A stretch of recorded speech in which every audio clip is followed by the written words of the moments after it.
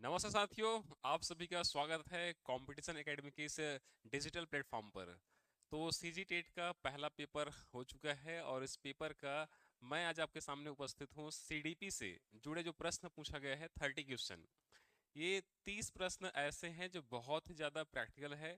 अगर कोई बच्चा खुद के इस तरह प्रॉपर, अगर वो डीएड कोर्स में पार्टिसिपेट किया होगा, बीएड कोर्स में पार्टिसिपेट किया होगा, या फिर क्लास प्रोग्राम में जुड़ा रहा होगा कहीं पर भी जो है, तो बिल्कुल उससे इस 30 प्रश्न में से 25 के आसपास बिल्कुल उससे बना होगा। तो मैं बिना किसी देरी के सीधे पूछे गए प्रश्नों के क्या क्या आंसर हो सकता है उस पर चर्चा के लिए देखते हैं। तो सबसे पहला सवाल पूछा गया था, जीन पियाजे से शुरुआत होता है और हमने क्लास में हमेशा जीन पियाजे को चाचा कह के हमने संबोधित किया था। इनसे लगभग 7 क्वेश्चन आपको डिफरेंट टाइप से क्वेश्चन पूछा गया है। तो पहला प्रश्न पूछा गया था कि जीन पियाजे के जो संज्ञानात्मक विकास सिद्धांत है, इस सिद्धांत का जो दूसरा अवस्था है उसका एज कितना होता है। तो ऑप्शन के हिसाब से देखिए जो है, तो सबसे पहला तो 2 वर्ष तक का पहला होता है, 2 से 7 वर्ष। तो सीधे सीधे आंसर पता चल रहा है, इस पहले प्रश्न का आंसर होगा आपका सी, इसका राइट आंसर यहाँ पर होगा। 2 से लेके 7 वर्ष होता है पूर्व संक्रियात्मक अवस्था। तो पहले प्रश्न का जो आंसर यहाँ पर आना चाहिए वो है सी। 2 से लेके 7 वर्ष तक का ये एज होता है पूर्व संक्रियात्मक में। 7 से 12 आपका मूर्त होता है, 12 से ऊपर को हम औपचारिक यहाँ पर कहते हैं। तो पहला सवाल जो देखिए, पहला सवाल केवल एक सवाल नहीं है, ये 2 प्रश्न का आंसर दे रहा है। पहले ही पूछ दिया संज्ञानात्मक विकास किनका सिद्धांत है, जीन पियाजे का। और फिर यहाँ पूछा गया कि जीन पियाजे, जे लिख दिया है, जीन पियाजे द्वारा प्रतिपादित सिद्धांत का नाम क्या है। पहले सवाल में आंसर है क्या है, संज्ञानात्मक विकास का सिद्धांत है। तो पहला सवाल में आंसर पूछा गया था अवस्था को लेके, तो सी आएगा। और दूसरे सवाल में कौन सा सिद्धांत प्रतिपादित किया है, तो संज्ञानात्मक विकास का सिद्धांत। तो दूसरे सवाल का आंसर होगा ए होगा। तो डायरेक्ट आपको ये समझ में आ रहा है अगर आपने अच्छे से इसको पढ़ रखा है तो। अगर आपने एच आर पब्लिकेशन का जो सीडीपी का बुक है, अगर इस वाले बुक को फॉलो किए होंगे तो बकायदा इसके अलग अलग जो टॉपिक का जो पेज है उसमें मेंशन किया गया है। जैसे पहला सवाल अगर हम देखें, तो ये दोनों प्रश्न आपको इस बुक के पेज नंबर 75 और 76 में आपको देखने के यहाँ पर मिल जाएगा। इसके बाद हम अगले प्रश्न में बढ़ते हैं। अगला प्रश्न पूछा गया है, बालक का विकास प्रारंभ होता है। तो बालक का विकास कब से प्रारंभ होता है, तो ये बेसिक है आपका। इसको हम बोलते हैं बाल विकास की अवस्थाएं, एक टॉपिक है, वहां से सवाल पूछा गया है। और इस टॉपिक में हम बात करें जो है, तो सीधा सीधा प्रश्न है कि जन्म से पूर्व, गर्भावस्था से और गर्भावस्था से पूर्व। तो सही इसका आंसर होगा सी होगा, ठीक है। गर्भावस्था से ही बालक का विकास प्रारंभ हो जाता है। फिर एक इसका जस्ट अपोजिट सवाल पूछा गया था कि मानव का विकास कहाँ तक चलता है, तो जीवन भर चलता है, ठीक है। तो स्टार्टिंग और एंडिंग दोनों सवाल यहाँ पर पूछा गया जो है।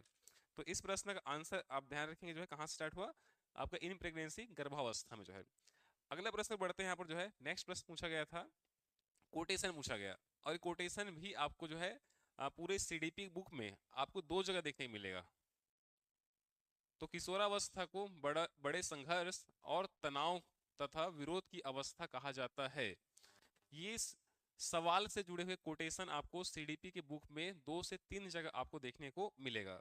जैसे देखें हम जो है यहाँ पर जो है, तो पेज नंबर 47 है जहां पर किशोरावस्था के बारे में पूरा डिटेल दिया गया है। वहां पर आपको दिखे स्टेनले हॉल, इन्होंने कहा है किशोरावस्था को अत्यधिक तनाव और संघर्ष काल यहाँ पर कहते हैं। तो सीडीपी बुक में पेज नंबर 47 में स्पष्ट आपको देखने को मिलेगा। इस बार एक ऐसा ही कोटेशन पूछा गया यहाँ पर है कि शैशवावस्था में सीखने की सीमा और तीव्रता विकास की और किस अवस्था की तुलना में बहुत अधिक होती है, ये सवाल पूछा गया है। तो ये भी महोदय किसका है, जेबी वाटसन का है। वाटसन ने, ध्यान रखना, मनोविज्ञान को व्यवहार का विज्ञान कहते हैं, व्यवहारवादी मनोवैज्ञानिक है, बहुत फेमस पर्सनालिटी है। और इनका कोटेशन ये है। तो यहाँ पर 5 नंबर जो सवाल है इसका आंसर होगा ए होगा, वाटसन। फिर आते हैं किशोरावस्था में विकास प्रक्रिया में क्या शामिल नहीं है, ठीक है। ये भी पेज नंबर 47 48 में आपको बुक में दिख जाएगा। तो पहला शारीरिक विकास, मानसिक विकास, संवेगात्मक विकास, ये सारे शामिल हैं। कौन सा नहीं पूछा गया, आंसर का भाषा विकास में शामिल यहाँ पर नहीं होता है। इस बार 6 नंबर के सवाल के बाद आगे बढ़ते हैं जो है। जो सवाल आया है 7 नंबर, देखिए फिर से आ गया जीन पियाजे। तो जीन पियाजे ने अपने जो किताब है, किताब का नाम आप सबको पता होगा, किताब का नाम है the language and thought of the child, जो किताब आया था 1923 में। और इसी किताब में इन्होंने अपने बच्चों पर ये सिद्धांत प्रतिपादित करते हैं, संज्ञानात्मक विकास का सिद्धांत। तो जो चौथी अवस्था है, उस अवस्था में बच्चा तर्क करना स्टार्ट करता है, औपचारिक संक्रियात्मक अवस्था में। जो स्टार्ट कहाँ से होता है, तो हम देखते हैं 12 से लेकर 18 के बीच की जो अवधि है उसे हम कहते हैं। तो यहाँ पूछा है तर्क, जिज्ञासा, निरीक्षण शक्ति विकास की एज क्या है। तो जो सबसे ज्यादा एज बता रहा है जीन पियाजे अकॉर्डिंग जा रहा है, कौन सा, 11 सबसे निकट है, 12 से स्टार्ट होता है तो 11 दिया गया, इसलिए आंसर इसका होगा डी, इसका राइट आंसर यहाँ पर होगा। एक फिर से ऐसा कोटेशन यहाँ पर आ गया, ठीक है। विकास के परिणाम स्वरूप व्यक्ति में नवीन विशेषताएं और नवीन योग्यता का यहाँ पर प्रकट होती है, किनका कथन है। तो भैया ध्यान रखना यहाँ पर किनका, ये हरलॉक का कोटेशन है। और हरलॉक को हम कहाँ पर पढ़ते हैं, तो हरलॉक ने पूरे बाल विकास के सबसे विस्तृत अवस्थाएं बताते हैं, 11 अवस्था बताते हैं। और इसी में एक वयसंधिक अवस्था भी यहाँ पर आता है। तो यहाँ पर इस प्रश्न का आंसर होगा सीधा से हरलॉक होगा, प्रोफेसर हरलॉक। फिर आता है देखिए सवाल नंबर 9 पूछा गया था, कौन सी प्रक्षेपित विधि नहीं है। तो अगर आप लोगों ने पढ़ा होगा, क्लास में आए होंगे, तो इसका मैं पेज नंबर बता दूंगा। ऑलमोस्ट कहीं ना कहीं जो है आपको ये जो सीडीपी के बुक है वहां पर ये सारे प्रश्न आपको देखने को मिलेगा। तो पेज नंबर 165 है, 165 है, जहां पर रोरसा स्याही, धब्बा परीक्षण, प्रसंगात्मक है, बालक शोध है, इन सबका डिटेल आपको दिया गया है। ये तीनों ही परीक्षण जो होता है, ध्यान रखना, ये व्यक्तित्व होता है, पर्सनालिटी होता है। जबकि स्टैनफोर्ड बिने परीक्षण है, ये इंटेलिजेंसी होता है, बुद्धि का परीक्षण होता है। तो पूछा क्या गया है, कौन सा विधि जो है प्रक्षेपित विधि नहीं है। तो ये तीनों के तीनों जो है विधि हैं, और ये स्टैनफोर्ड जो टॉपिक से जुड़ता नहीं है, इसलिए आंसर क्या होगा, डी इसका राइट आंसर यहाँ पर होगा। तो ये भी बुक में आपको मिल जाएगा, पेज नंबर 165 में इसका उल्लेख हमको देखने को मिलता है। अगला जो सवाल है पूछा गया था कि परिमाणात्मक तथा गुणात्मक पक्ष किसमें शामिल होता है, सम्मिलित होता है। बुद्धि है, विकास है, परिवार है, समुदाय है। तो ये तो बहुत सिंपल सा टॉपिक है, और ध्यान रखना ये अगर बुक अगर आपने पढ़ा होगा सीडीपी का, पेज नंबर 21 में ही 21 नंबर पेज में वृद्धि और विकास के चार्ट बना हुआ है। उसमें पहला ही कॉलम में लिखा हुआ है कि विकास क्या होता है, परिमाणात्मक और गुणात्मक होता है, यानी कि मात्रात्मक और गुणात्मक दोनों पक्ष किसमें शामिल होता है, तो आपके विकास में शामिल होता है। इसलिए 10 का आंसर यहाँ पर क्या होगा, बी होगा। ठीक है, पेज नंबर 21 आप यहाँ पर रीड आउट कर सकते हैं। फिर आइए नेक्स्ट सवाल हम देखें। यहाँ पर अगला सवाल पूछा गया था, व्यक्तिगत मनोविज्ञान का जन्मदाता कौन है। क्लास में मैंने हमेशा कहा कि सिद्धांतों के नाम और किसने प्रतिपादित किया है, इसको एक चार्ट बनाइए हर टॉपिक में, हर यूनिट में। बाल विकास की अवस्था से, अभिप्रेरणा से, अधिगम से, सृजनात्मकता से, क्योंकि वहां से डायरेक्ट सिद्धांत और किसने दिए है डायरेक्ट प्रश्न यहाँ पूछा जाता है। इसी में से एक सवाल यहाँ पे आया था कि व्यक्तिगत मनोविज्ञान का जन्मदाता कौन है। तो निश्चित रूप से इसका आंसर है एडलर। अल्फ्रेड नाम है पूरा इनका, जो है अल्फ्रेड एडलर है जो इस कॉन्सेप्ट को यहाँ पर दिए हैं। ठीक, तो इस सवाल का आंसर हो जाएगा 20 का राइट आंसर यहाँ पर होगा। फिर अगला देखिए, फिर से आगे कौन, ये आ गए हैं फिर से जीन पियाजे। तो क्या समझ में आ रहा है कि जीन पियाजे में बहुत ज्यादा मेहरबान रहा इस बार सीजी व्यापम जो है। तो पूछा गया संवेदी क्रियात्मक खेल की कौन सी अवस्था है, किस अवस्था का है, पूछा गया है। अब देखो तो दो तरीके से, अगर आप जीन पियाजे के हिसाब से जाएंगे तो आपका आंसर होगा शैशवकाल। व्यापक अगर चाहे कि कौन से अवस्था को खेल की अवस्था कहते हैं, आंसर होगा बाल्यावस्था, चाइल्डहुड होगा। तो अब ये देखना है यहाँ पे वाजिब होगा किसको आंसर लिया जा रहा है। यहाँ पर तो दो पॉसिबल चांसेस है, ए भी पॉसिबल है आपका, बी भी पॉसिबल है। अगर संवेदी के हिसाब से, चूंकि उनका पहला अवस्था है संवेदी पेशी अवस्था, जीन पियाजे का पहला अवस्था है, उसके अकॉर्डिंग हम चलें तो पहला ए राइट आंसर होगा। और हम नॉर्मली हम बात करेंगे किस अवस्था को खेल की अवस्था कहते हैं, अगर इस टाइप से मूड में जाके आंसर लेगा तो डेफिनेटली आंसर क्या हो जाएगा, बी हो जाएगा। ठीक है, तो पॉसिबिलिटी है ए इसका राइट आंसर होगा। लेकिन अगर व्यापम देखिए इसका आंसर क्या लेता है, अगर पॉसिबल होगा तो बी भी इसका आंसर लिया जा सकता है। जीन पियाजे के हिसाब से पक्का ए इसका राइट आंसर यहाँ पर बनता है। अगला सवाल हम देखें, शारीरिक वृद्धि का प्रभाव में डालने वाली, शारीरिक वृद्धि को प्रभावित करने वाली ग्रंथि पूछा गया है। तो इसका आंसर क्या होगा, तो यहाँ पर इसका डी आंसर होगा। पिट्यूटरी जो ग्लैंड्स होता है, ये हमारे बोन्स है, मसल है, ठीक है, तो हमारे हड्डी हो चाहे मांसपेशियां हो, इनके ग्रोथ के लिए काफी ज्यादा महत्वपूर्ण योगदान यहाँ पर लाता है। तो तीसरा आंसर हो जाएगा, डी हो जाएगा। फिर आता है सवाल, एक पूछा गया था कि सामाजिक तत्व, मतलब आपको बहुत सिंपल सवाल पूछा गया है, अगर आपने ले वागोत्स्की पढ़ रखे हैं तो वहां पर आया था सामाजिक अंतःक्रिया, तो वहां पर ये टॉपिक आता है। तो पूछा गया सवाल है सामाजिक तत्व में क्या शामिल है, केवल एक को छोड़कर। तो पारिवारिक, बिना परिवार के सोसाइटी डेवलप नहीं होता, सामाजिक अंतर हो नहीं सकता है। पड़ोस है, लोक व्यवहार है, ये तीनों तीनों क्या है, सामाजिक तत्व में शामिल होता है। जन्म का जो क्रम है वो एक स्टेप को बताता है, इसलिए क्या होगा, जो शामिल नहीं है छोड़ क्या होगा, तो आपका इसका इस सवाल का आंसर होगा बी, इसका राइट आंसर यहाँ पर होगा। इसका अगला सवाल की ओर हम बढ़े यहाँ पर। तो 15वां सवाल पूछा गया था, देखें ये तो बहुत सिंपल सा है, अभिप्रेरणा टॉपिक का है ये। और बुक में बहुत शानदार एक चार्ट बनाया गया है, कौन सा अभिप्रेरणा जन्मजात होता है, कौन सा अर्जित होता है, कौन सा सामाजिक होता है, कौन है बाह्य है, कौन है आंतरिक है। तो इन सब का फुल डिटेल आपको बुक में डाला गया है, आपने वहां पर देखा होगा। और मैं एक सब पेज नंबर अगर बताऊं तो यहाँ पर है पेज नंबर 115 में इसका पूरा चार्टिंग यहाँ पर सीडीपी बुक में आपको देखने को मिलेगा। तो आप जो भी एडिशन रखे हो, तीसरा एडिशन है, चौथा एडिशन है, तो ये बुक में आपको पेज नंबर 115 में जाएंगे, पूरा इसका चार्ट के माध्यम से वहां व्याख्या किया गया है। तो पेज नंबर 115 है जहां पर इसका डिटेल आपको देखने को यहाँ पर मिलेगा। तो पहले हम सवाल के हम बढ़े यहाँ पर, सवाल के हिसाब से आंसर क्या होगा, तो आपको ध्यान रखना है जो भूख है, हंगर, ठीक है, कौन सा जन्मजात अभिप्रेरणा का उदाहरण पूछा गया है, तो आंसर होगा हंगर, भूख होगा। तो भूख है, नींद है, प्यास है, ये सारे आते हैं आपके जन्मजात में आते हैं। तो इस सवाल का आंसर हो जाएगा बी होगा।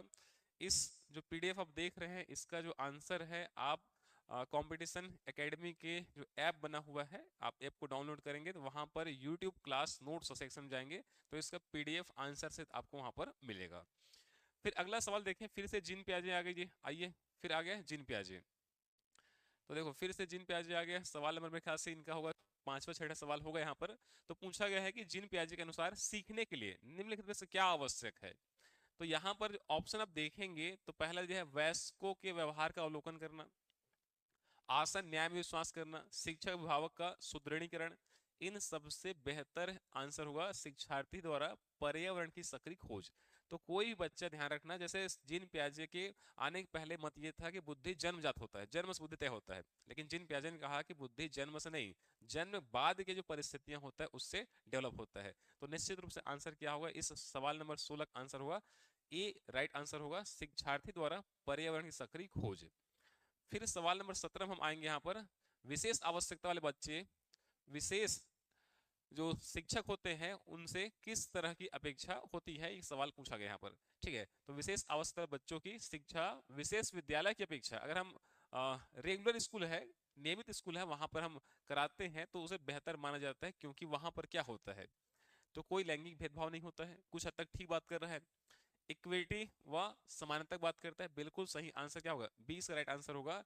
क्योंकि वहां पर दोनों जो विशेष अवसर के बच्चे उनको हम पढ़ा रहे हैं और जो सामान्य बच्चे हैं उनको हम ट्रीट करते हैं, तो समानता के सिद्धांत के हिसाब से हम वहां पर ट्रीट करते हैं, उनको पढ़ाते हैं, इसलिए आंसर क्या होगा, 20 का सबसे सुटेबल आंसर होगा इक्विटी व समानता। फिर हम आरटी अगर आपने पढ़ा होगा, शिक्षक अधिकार अधिनियम पढ़े होंगे 2009 का, तो किस सिद्धांत पर आधारित है, वो भी समानता के सिद्धांत पर आधारित है, आंसर इसका बी होगा, ध्यान रखेंगे। फिर आया गया फिर से एक परिभाषा पूछा गया, यहाँ पर जो है परिभाषा है, बच्चे सक्रिय रूप से दुनिया के बारे में अपनी समझ का निर्माण करते हैं, ये कथन किनका है, ध्यान रखेंगे। तो फिर से किनका कथन है, जिन प्याजे का। कथन किनका है, जिन प्याजे का है। देखो छठा सातवां नंबर का सवाल हो गया, अभी तक से जिन प्याजे मोस्ट ऑफ टाइम हर 3-4 सवाल के बाद आ रहे हैं, तो आंसर इसका भी जिन प्याजे होगा। अगला प्रश्न बढ़े हम, एक छात्र को गिटार बजाने में आनंद आता है, लंबे समय तक अभ्यास करने के बाद भी उसे संतुष्टि मिलती है। तो छात्र ये क्या क्या चीज दर्शा रहा है, किस तरह के मोटिवेशन को दर्शा रहा है। तो अगर आपको पता होगा तो क्लास में हमने एक दृष्टि नाम के लड़की के टेस्ट लिए थे। दृष्टि नाम की विद्यार्थी है, वो प्रतियोगी परीक्षा मतलब एक कॉलेज में एडमिशन लेने के लिए इंट्रेंस एग्जाम देती है, पास हो जाती है। उससे पास होना किस तरह प्रेरणा को दर्शाता है, हमने क्लास में बकायदा टेस्ट 2-3 बार टेस्ट हुआ है, अलग नाम से हुआ है, अलग एग्जाम्पल साथ हुआ है। तो क्या हुआ है, इंटरनल आंतरिक रूप से क्या है, प्रेरित है। तो ये जस्ट नाम एक छात्र कर दिया, गिटार कर दिया, वहां पर दृष्टि नाम की लड़की थी और क्या है, हमने कॉलेज में एडमिशन करा रहे थे। आंसर क्या होगा, आंतरिक रूप से प्रेरित है, आंसर सी होगा 19 नंबर के सवाल का। फिर किशोरावस्था वह काल है, अभी देखो बस बेसिक सवाल पूछा गया है, आपको अवस्था का एज बताना है। तो यहाँ पर ऑफिशियली होता है 12 से 18, लेकिन भैया यहाँ 12 सबसे नियरेस्ट क्या है, 11 है, और 18 से पास में कौन है, 19 है, इसलिए इस 20 नंबर के सवाल का आंसर होगा बी, राइट आंसर होगा। और ये तो आपको बहुत जगह आपको देखने यहाँ पर मिल जाएगा। पेज की हम बात करें बुक का, तो ये बुक नंबर में पेज में आपका 45 नंबर है, पूरा डिटेल आपको देखने को मिलेगा। फिर ये जो सवाल नंबर 21 है, ये भी हमारे बुक में पेज नंबर 75 में, कहाँ पर 75 नंबर का जो पेज है वहां पर आप जाएंगे तो पूरा एक लिस्ट दिया गया है कौन कौन से संज्ञानात्मक विकास में शामिल होता है और कौन सा नहीं होता है। ये आपको पेज नंबर 75 में देख सकते हैं, इसे आप 45 नंबर पेज में देख सकते हैं। तो यहाँ पर 11 से 19 वर्ष लेना है आंसर, और यहाँ पर कौन सा कॉग्निटिव डेवलपमेंट के एलिमेंट्स नहीं पूछा गया है, तो भैया यहाँ पर भावनाएं, इमोशन ध्यान रखना यहाँ पर नहीं होता है, बल्कि विचार, ध्यान, धारणा, परसेप्शन है, कंसंट्रेशन है, ठीक है, और थॉट है, ये सारे आपके संज्ञान में शामिल होता है। ठीक है, तो ये सारे आपको बुक में एक लिस्टिंग के माध्यम से देखने को मिलेगा। फिर ये पूछा गया था, सवाल पूछा गया था कि लोकोमोटर एक डिसेबिलिटीज पूछा गया सवाल है, विकलांगता वाले छात्रों के सफल समावेशन में बाधा डालता है, मतलब कि इनमें से क्या ऐसा चीज है, घटक है, जो इस टाइप से जो विकलांग बच्चे हैं उनको बहुत ज्यादा दिक्कतों का सामना करना पड़ता है। तो पहला लचीला पाठ्यक्रम, तो ये तो भाई उसके लिए आसान होगा, फ्लेक्सिबिलिटी होगा। तो दुर्गम बुनियादी ढांचा, डेफिनेटली क्या होगा, बी से क्या होगा, राइट आंसर होगा, ध्यान रखना। सहानुभूति रवैया, ये तो पॉजिटिव बात कर रहा है, तो यहाँ पर आपको ध्यान रखना है दुर्गम बुनियादी ढांचा इसका राइट आंसर यहाँ पर होगा। उसके बाद नेक्स्ट आते हैं 23 में, आ जाइए। 23 में बोला गया मनुष्य में विकास होता है, ये मैं जस्ट पहले कुछ टाइम पहले बताया था कि बालक का विकास प्रारंभ होता है गर्भावस्था में, तो ये उसका अपोजिट बात कर रहा है। तो मनुष्य में विकास होता है, तो भाई ध्यान रहे जीवन भर होता है। और क्लास में अपने अगर ध्यान दिए होंगे तो बाल विकास को प्रभावित करने वाले आयाम, ये बाल विकास के आयाम भी पढ़ते हैं। तो मैंने स्टार्टिंग बताया था कि जन्म से गर्भावस्था से कहाँ तक, मृत्यु पर्यंत चलता है, तो ये वही वाली बात कर रहा है, जीवन भर चलता है। 23 आंसर होगा, डी इसका राइट आंसर यहाँ पर होगा। फिर ये जो सवाल है, विकलांग बच्चों के लिए एकीकृत शिक्षा केंद्र, इंटीग्रेटेड एजुकेशन बोलते हैं, इसी को समन्वित शिक्षा भी कहते हैं। तो इस केंद्र को प्रायोजित योजना का उद्देश्य विकलांग बच्चों के लिए शैक्षिक अवसर प्रदान करता है, मतलब कैसा अवसर प्रदान करता है, ये कौन से स्कूल जो है पूछा गया है। तो यहाँ पर आएगा आपका जो कॉमन स्कूल होता है, नियमित स्कूल होता है, ये इसका राइट आंसर होगा जो है। 24 का आंसर होगा सी होगा। अगर आपको पता होगा समावेशी शिक्षा हमने क्लास में डिस्कस किए थे, तो हमने 3 तरह की शिक्षा बात किए थे। एक होता है शिक्षा जिसे हम कहते हैं विशिष्ट शिक्षा, एक होता है एकीकृत शिक्षा, और तीसरा होता है समावेशी शिक्षा। तो वहां टॉपिक में हम बहुत अच्छे से इसको बात यहाँ पर किए थे। उसके बाद 25 नंबर सवाल आएंगे, ये बहुत ही बेसिक सवाल है। अधिगम अक्षमता हमने देखे थे, अक्षमता 4 तरह होता है, पढ़ने संबंधी है, लिखने संबंधी है, भाषा संबंधी है, मैथ संबंधी, कैलकुलेशन संबंधी है। तो यहाँ पर 2 से आपको आसानी से आंसर निकाल सकते हैं, कैसे, तो जो डिसलेक्सिया होता है पढ़ने संबंधी, डिसलेक्सिया किस तरह के डिसेबिलिटी है या अक्षमता है, तो यहाँ पर ध्यान रखना है डिसलेक्सिया आता है पढ़ने संबंधी है। और डिसकैलकुलिया, कैलकुलेशन से समझ में आना चाहिए क्या है, मैथ्स की बात करता है, गणित की बात करता है, तो बच्चा इसमें पढ़ नहीं पाता है, और इस वाले में क्या है, वो मैथ्स के जो सूत्र है, फार्मूला है, उसका आंसर कैसे लग रहा है, कैसे समाधान होना चाहिए, इसको उसको जो है क्लियर नहीं कर पाता है, और इस कारण उसको अक्षमता, ये इस टाइप की अक्षमता देखने को मिलती है। तो इनके आधार पर आप जस्टिफाई कर सकते थे, ए में क्या आना चाहिए, ए में आना चाहिए 1 आना चाहिए, और सी में क्या आना चाहिए, 2 आना चाहिए। तो सी में आप देख लीजिए, ए में 1 है और सी में 2 है, तो आंसर क्या होगा, सी इसका राइट आंसर यहाँ पर हो जाएगा। पहले में ए में क्या होगा, 1 होगा, और सी में क्या होना चाहिए आपका, सी में 2 होना चाहिए, तो आपका आंसर क्या होगा, सी इसका राइट आंसर यहाँ पर हो जाएगा जो है। तो आप 2 को मिला के भी इसका आंसर यहाँ पर निकाल सकते थे। फिर सवाल, अच्छा ये बुक में भी दिया है, इसको बहुत अच्छे स्टार्टिंग दिया गया है, अधिगम टॉपिक में यहाँ पर दिया गया है, ठीक है। अगर हम इसको देखें तो पेज नंबर 133 में, पेज नंबर 133 में इसका चार्टिंग आपको देखने को मिल जाएगा। फिर आते हैं सवाल नंबर 26 में, आइए।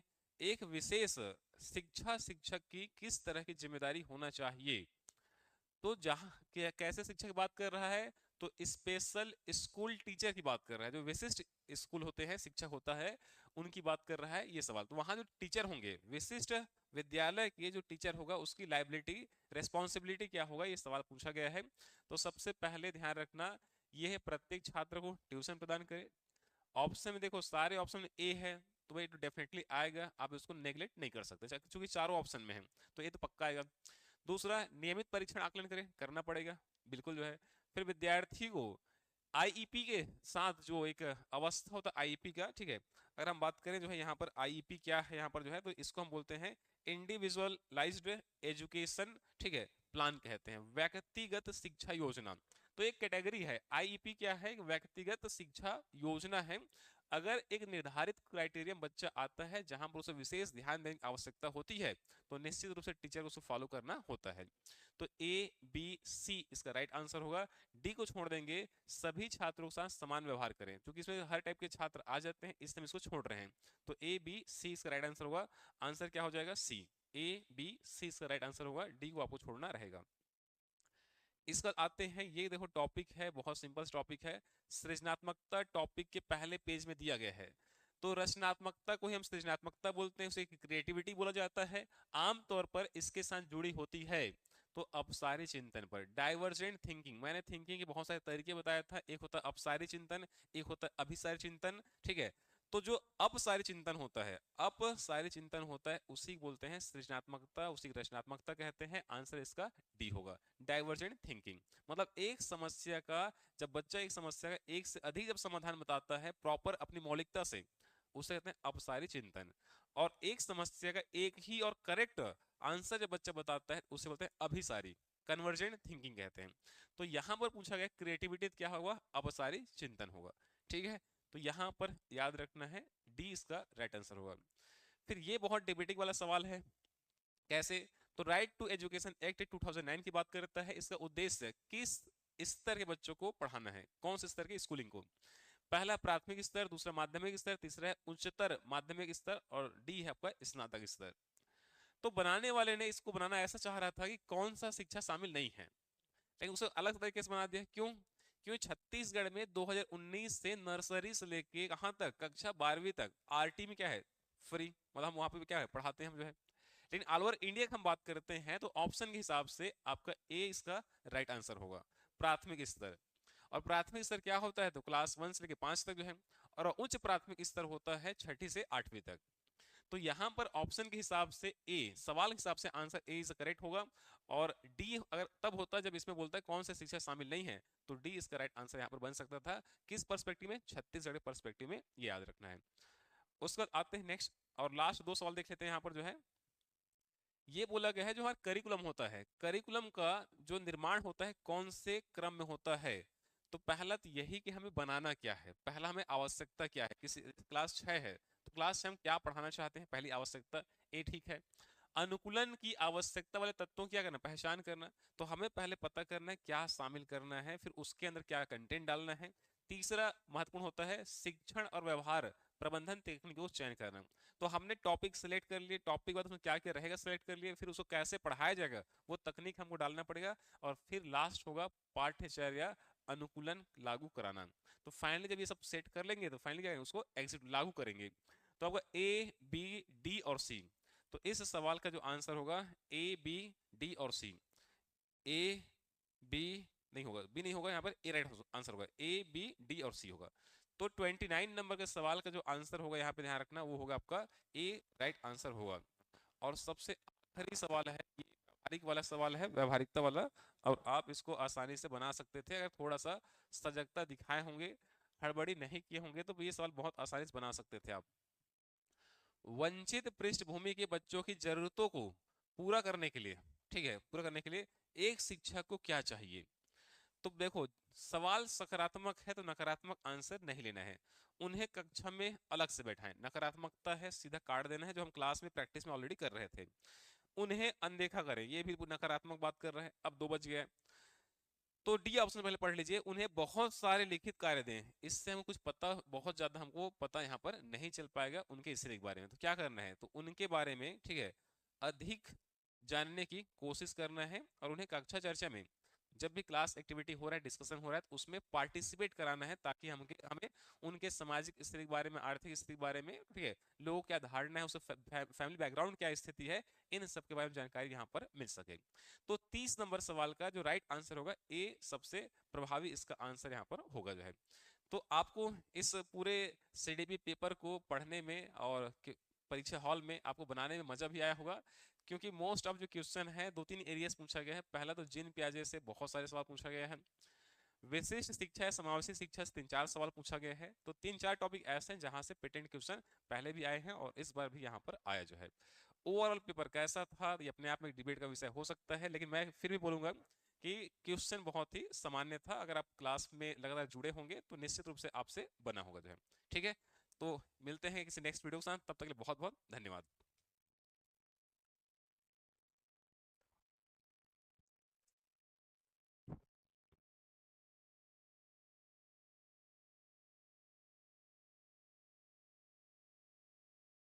भावी सहायक शिक्षकों को नमस्कार। आज जो टेट एग्जाम हुआ है उसमें मैं जो है हिंदी सेगमेंट के संभावित मरणोत्तर बात प्रिय परीक्षार्थी ये बता दूं कि ये संभावित है, ये अंतिम नहीं है। अंतिम तो व्यापम द्वारा ही जारी किया जाए। प्रश्न पत्रों को देखने से लगा था कि स्तर मध्यम स्तर का था। निसंदेह आपको सहयोग होंगे, इसमें इसमें आपको लाभ मिलेगा।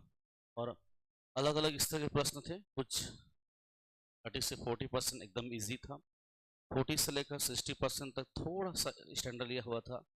ठीक है, तो इस तरीके से बनाया गया बेहतरीन पेपर था। और हिंदी तो बहुत अच्छे आए होंगे, शायद आपके चेहरा हिंदी के प्रश्नों को देखकर लिया होगा, है ना। चलिए बिना देर के परिचर्चा करते हैं क्या क्या प्रश्न था और इसका संभावित आंसर क्या होने की संभावनाएं हैं इन पर। ठीक जी, चलिए देखिए। यदि इसका पीडीएफ आपको चाहिए जी तो हमारा मोबाइल ऐप प्ले स्टोर से डाउनलोड कर लेना।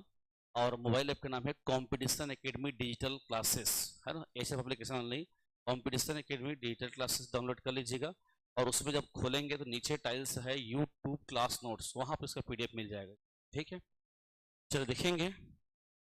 पहला है 31 बना था, इसमें पहला है हिंदी भाषा में उन स्वरों की संख्या जिसमें हवा बिना रुकावट के मुख विवर से बाहर निकलती है ना। कई सारे बच्चे ने सोचा अरे यार इसमें क्या आंसर हो सकता है। अब देखो इसमें ऑप्शन भी आपके पास देखोगे पकड़ डालोगे, क्योंकि स्वरों की संख्या 11 होती है। यदि हम स्वरों की विशेषता पढ़ते हैं जी, उसमें बात आती है इसकी कि स्वरों की विशेषता है कि स्वरों के उच्चारण में प्राणवायु बिना किसी बाधा के उच्चारित होती है। प्राणवायु से किसी वर्णों के उच्चारण में जो हवा प्रक्षेपित होती है उसी को बोलते हैं प्राणवायु। ठीक है, नेक्स्ट क्वेश्चन 32 नंबर। अनुनासिक चिन्ह की उपयोगिता के आधार पर संभावित शब्दों का सही शब्द चयन करें। तो अनुनासिक शब्द होता है जी ये चंद्र बिंदु वाला, और अनुस्वार होता है डॉट वाला। तो मेरे हिसाब से न सी हो सकता है और न डी हो सकता है। ठीक है, तो आप फंस रही है जी इन दोनों में, एक आपका ये वाला में और ये वाला में। तो ये ज्यादा उपयुक्त आंसर लग रहा है पंखुड़ी, क्योंकि अनुनासिक बोला है मतलब ये चंद्र बिंदु वाला, और यहाँ पर चंद्र बिंदु पम होना चाहिए था तब ये सही होता। उसी का ये सुधरा हुआ ये है आपका वर्तनिक दृष्टि से।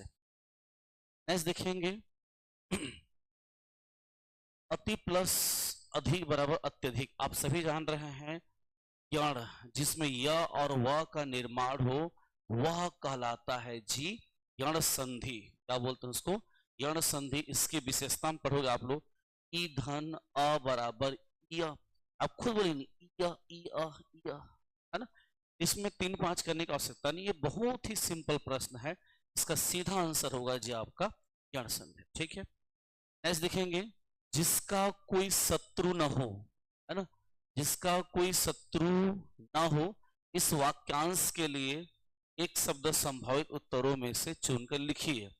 तो अल्पभाषी मतलब जी कम बोलने वाला, अत्याचारी मतलब अत्याचार करने वाला, अजात शत्रु, अ मतलब नहीं, जात मतलब अजात शत्रु जिसका कोई शत्रु न जन्मा हो या जिसका कोई शत्रु न हो। अ मतलब नहीं, जर मतलब बुढ़ापा, जिसको बुढ़ापा न उसको बोलते हैं अजर। जैसे देवताओं को कहा गया है जी अजर अमर है। चलिए अब देखेंगे पीछे दिए गए संभावित उत्तरों में से मिलान कर सही उत्तर चुनिए। इसमें जो चारपाई है जी, चारपाई, ये 100% क्या होंगे जी? देशज होंगे। रखना देशज। मैं आप लोगों को बताया भी था कि ऐसा शब्द जो अपना टाइप का लगे, है ना, ऐसा शब्द जो अपना टाइप का लगे उसको बोलेंगे हम लोग क्या जी? देशज। ये अपना टाइप का लग रहा है जी। नेक्स्ट आएंगे डायरी। डायरी हो जाएगा आपका विदेशज। ये कौन सी भाषा का है जी? तो ये है आपका अंग्रेजी। ठीक है, अंग्रेजी में आप लोग पढ़ते होंगे। स्कूल कॉलेज, मैट्रिक के साथ पढ़ाता हूँ, school college library academy, paper, copy, pen, pencil, diary, letter box, है ना, ऐसा एक ट्रिक तो पढ़ते हैं ऐसी, उसमें याद रखने ये आपको मिलेंगे। नेक्स्ट आएंगे अफसोस, है ना, जो अफसोस है ये है जी फारसी शब्द, याद रखना फारसी, और अखबार हो जाएंगे जी अरबी शब्द। ठीक है, तो इस आधार पर हम देखेंगे इसका आंसर क्या होनी चाहिए। इसका आंसर होना चाहिए सी, सी याद रखना सी, है ना, इसका आंसर होना चाहिए सी याद रखना। चारपाई देशज, डायरी विदेशज, अफसोस फारसी, अखबार। नेक्स्ट, घोड़ा शब्द का पर्यायवाची संभावित, कई बार पढ़े हो आप लोग, वांजी है, घोटक, तुरंग, है ना, इसमें जी तुरंग इसका सही आंसर होगा। एकदम सिंपल प्रश्न था जी, है ना। नेक्स्ट, तद्भव शब्द तत्सम रूप संभावित उत्तरों में से चुनकर लिखिए। तो तद्भव शब्द है पैर, पत्र, पाषाण, पद और पर्यंक। पैर का जी, पैर का तत्सम शब्द हो जाएंगे पाद होता है, लेकिन विकल्प के अकॉर्डिंग हमको क्या लेना पड़ेगा जी, पद याद रखना, है ना। इसको हम संभावित मान चल रहे हैं। जो पत्र है ये पत्ता का होता है, पाषाण पत्थर का तत्सम है, और पर्यंक जी पलंग का। ठीक है, चलो उसके बाद देखेंगे 38 नंबर। ये बहुत ही सिंपल प्रश्न है, मेरे हिसाब से आप सबको मालूम ही होगा। जो शब्दांश शब्द के पहले लगकर, है ना, 38 का है, जो शब्दांश शब्द के पहले लगकर उसका अर्थ बदल दे उसको क्या बोलते हैं जी, उपसर्ग। और जो बाद में लगे उसको बोलेंगे प्रत्यय। मेल हो तो समास, और वर्णों का मेल हो तो संधि जी। नेक्स्ट, नील कमल, कई बार पढ़ा हूं जी, नीला है जो कमल, पट से आपके मन में आया होगा कर्मधारय समास। चलिए नेक्स्ट प्रश्न देखते हैं जी। सूची 1 को सूची 2 से मिलान कीजिए। अनेकार्थी शब्द है ये, गति, पानी, अर्थ, कनक। आप लोग बचपन से पढ़ते आए होंगे कनक कनक के सौगनी वाला। ये कनक से एक कनक मतलब सोना, और दूसरा कनक मतलब पूरा। या आपका डी का 3, या तो सी होगा या तो डी होगा। ऐसे आएंगे अर्थ। ठीक है, अर्थ, अंध, अर्थी, मतलब हमारा मतलब क्या था। ठीक, सी का 2, निश्चित तौर पर सी होगा जी। पानी, एक होता है जल और दूसरा चमक के लिए। ठीक है, नेक्स्ट आएंगे गति, ये जाएंगे हालत और चाल। ठीक है, इस आधार पर सी इसका सही उत्तर होनी चाहिए जी। नेक्स्ट देखेंगे 41 नंबर। एक अच्छा प्रश्न बनाया था व्यापम के द्वारा, मस्त है, देखो दिल खुश हो जाएगा। एक तरफ क्या किया है जी, सूची 1 में प्रत्यय दिया है, और दूसरा तरफ रखना उसके मूल शब्द जोड़ने के लिए। जैसे इधर आवट, अड़, है ना, तो आप एकदम सिंपल, आवट में क्या है, सजावट, प्रत्यय मूल शब्द है सजावट, वजह। नेक्स्ट अक्कड़, मक्कड़, नेक्स्ट औना, छौना, इयल, अड़ियल। तो इस आधार पर इसका सही आंसर क्या होना चाहिए जी, सी याद रखना, सी। नेक्स्ट आएंगे दास्ता। दास्ता शब्द संज्ञा के कौन से प्रकार के अंदर आता है, दास्ता। यहाँ पर ता दिख रहा है, मतलब निसंदेह ये भाववाचक ही होगा, व्यक्तिवाचक हो ही नहीं सकता, जातिवाचक हो ही नहीं सकता, समूहवाचक हो ही नहीं सकता जी। ठीक है, नेक्स्ट देखेंगे 43 नंबर। जिसे देखो वही मोबाइल से खेल रहा है, उपरोक्त वाक्य में कौन सा सर्वनाम है, संभावित उत्तरों को चुनकर लिखिए। सर्वनाम पूछा है जी, तो आप देखिएगा इसमें एक सेंटेंस से दूसरे सेंटेंस का संबंध बता रहा है, और ऐसे संबंध बताता है तो हम उसे क्या बोलते हैं जी, संबंधवाचक। जैसे आप लोग पढ़ाया हो, ठीक, जैसन जेकर घर द्वार तेसन तेकर फैरका, जैसन जेकर दाई दादा तेसन तेकर लइका।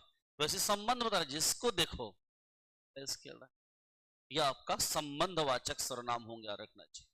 ठीक है, प्रिय परीक्षार्थीगण, यदि इसका आप पीडीएफ चाहिए तो हमारे मोबाइल ऐप कंपटीशन एकेडमी की क्लासेस के जो क्लास नोट्स है उसके है जी, है ना। नेक्स्ट, तुम बहुत मिठाई खाते हो, उपरोक्त वाक्य में विशेषण, इसमें विशेषण है जी बहुत, है ना। संभावित उत्तरों से चुनकर लिखिए।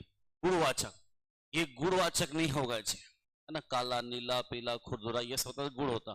संख्यावाचक में 1 किलो मिठाई खाते हो, 2 किलो मिठाई खाते हो, तब संख्यावाचक होता। तो निसंदेह जान चुके होगी क्या होगा, परिमाण।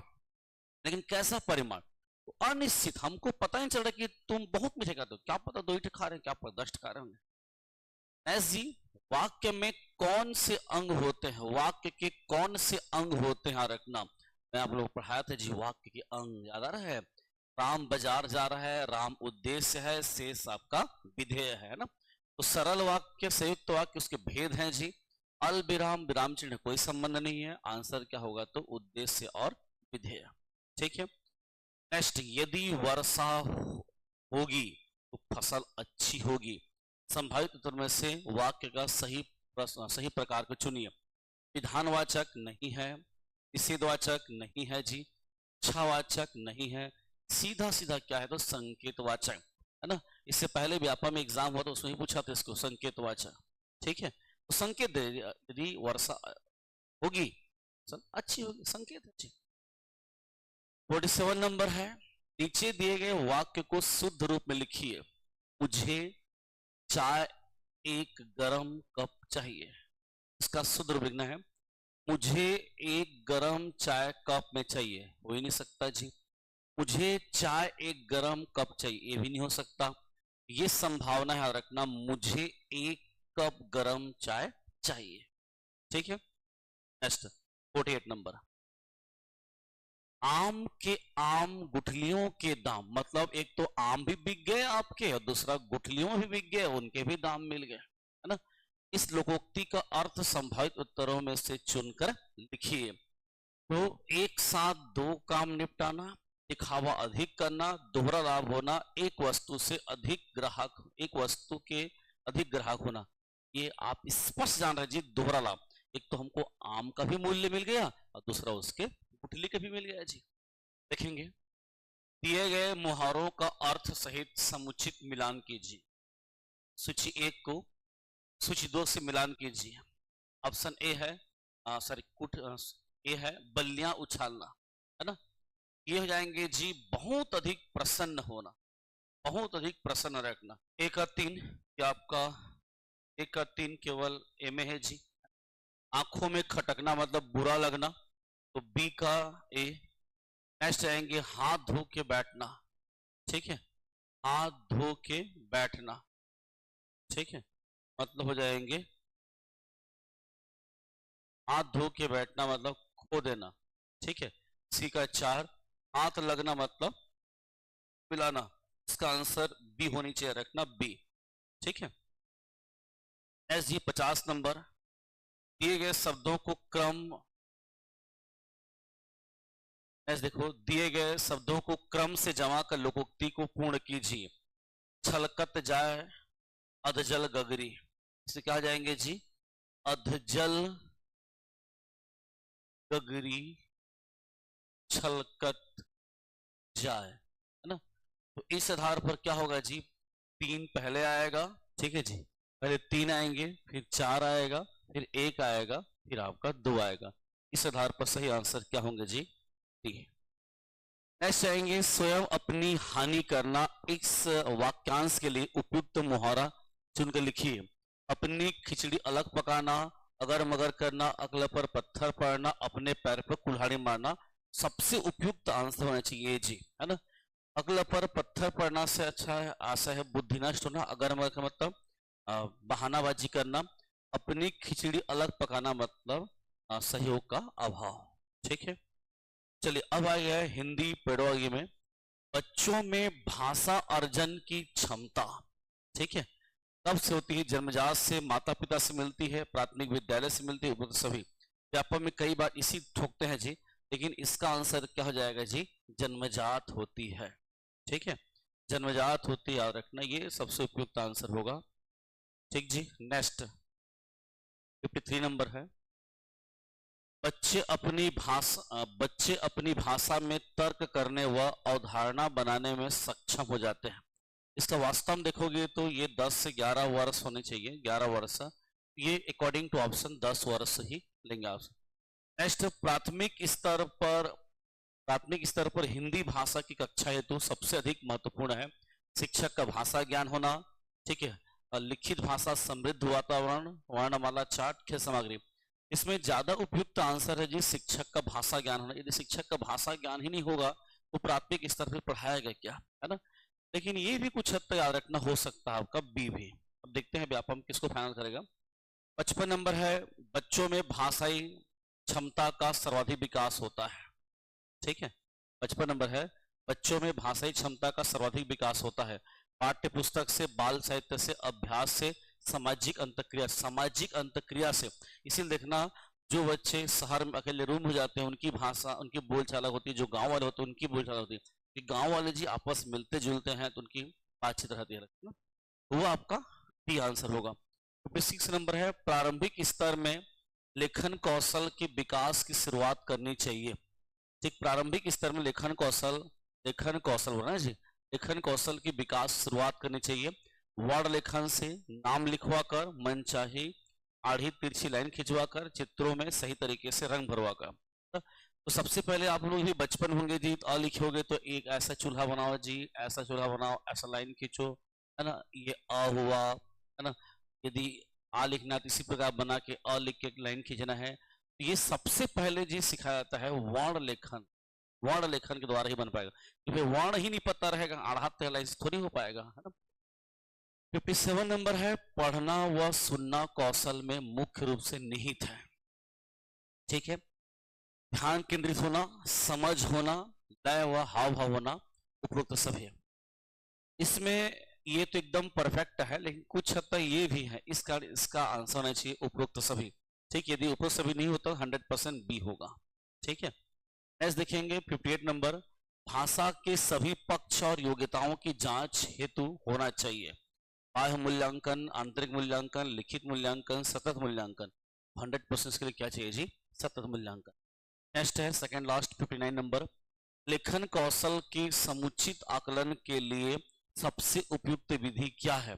वस्तुनिष्ठ, सुलेख, खुले प्रश्न, पाठ आधारित प्रश्न। इसका जी आंसर क्या जाएंगे, सुलेख।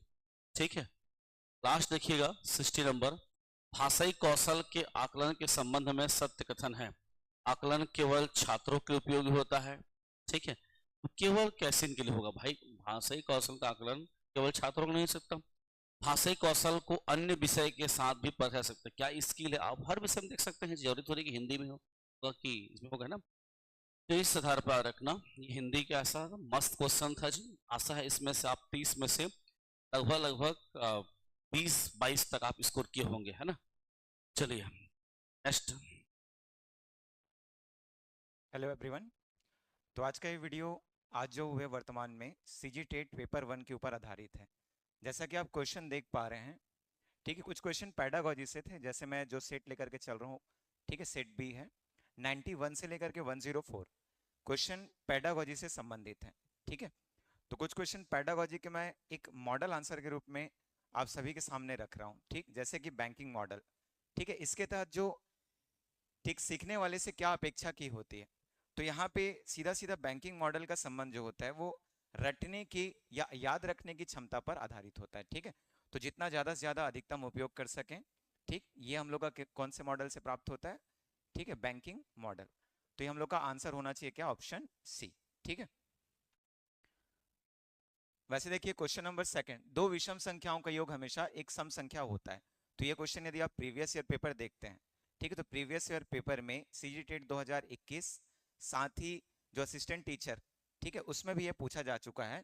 तो ये तर्क के द्वारा संभव होता है कि दो विषम संख्याओं का योग हमेशा एक सम संख्या होता है, या दो सम संख्याओं का योग हमेशा एक सम संख्या होता है। तो हमारा आंसर हो जाएगा कौन सा, निगमनिक तर्क द्वारा। ठीक है, एक प्रकार से आप इसको समझोगे तो तर्क द्वारा ये चीज हम लोग बता सकते हैं। ठीक है, वैसे ही और भी जैसे क्वेश्चंस हैं पैडागॉजी के, तो पैडागॉजी में मैं आप लोग को एक जो विकल्प होगा, आंसर होगा, उनको मैं आप लोग को बतला रहा हूँ। ठीक है, जैसे 93 रचनावादी कक्षा, रचनावादी कक्षा में एक, ठीक है, विद्यार्थी और शिक्षक के बीच ये जो संबंध होते हैं, तो बच्चा अपनी जो भी जिज्ञासा होती है, ठीक है, जो भी प्रश्न करता है, ठीक, वो उनके लिए ठीक स्वतंत्र होता है।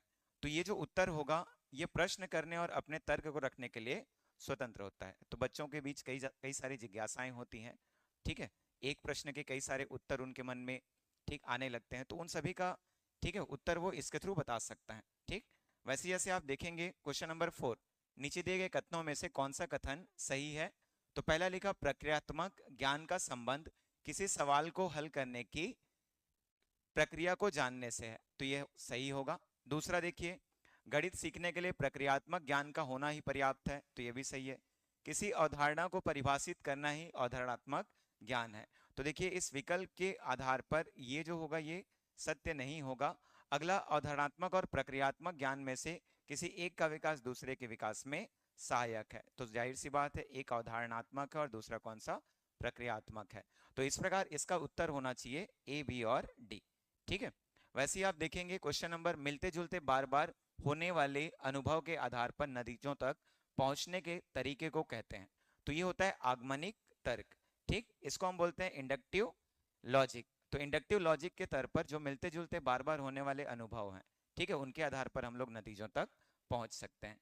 जैसे और भी आप क्वेश्चंस देखेंगे, जैसे जोड़ की अवधारणा सिखाते समय सिद्धांततः किस क्रम में आगे बढ़ा जाना चाहिए, तो पहले संख्या या प्रतीक, ठीक है, इसके उपरांत हम लोग ठोस की बात करते हैं कि उसका स्टेट कैसा है, फिर जो चित्र होता है डायग्रामेटिक, और उसके बाद उन चित्रों का जो प्रतीक है। ठीक है, तो इसका उत्तर होना चाहिए कौन सा, विकल्प बी। ठीक है, ऐसी क्वेश्चन देखेंगे। अगला, किसी गणितीय सवाल को हल करने के लिए एक विशेष क्रम में लागू की जाने वाली चरणों की श्रृंखला कहलाती है। ठीक है, तो हम लोग एक देखना, जैसे कोई भी गणितीय सवाल जो होते हैं उनको हल करने का प्रॉपर जो, ठीक है, एक क्रम होता है। ठीक, एक तरीके से हम लोग समझें तो इनके लिए एक जो विशेष क्रम है, लागू की जाने वाली चरणों की श्रृंखला कहलाती है। तो ये हो सकता है केवल क्या, एल्गोरिदम, और हम लोग का आंसर भी क्या होना चाहिए, एल्गोरिदम। जैसे कहीं कहीं पे कुछ सोपान क्रम की बात करेंगे, तो सोपान क्रम में किसी भी चीजों के बारे में, जैसे संख्याएं होती हैं, तो संख्याओं को हम लोग को पढ़ने का एक क्रम होता है कि सबसे पहले संख्याएं जो होती हैं, ठीक है, एक प्रकार से हम लोग समझें तो कुछ रियल नंबर्स होते हैं, ठीक है, कुछ ठीक है, जैसे हम लोग समझें उसको,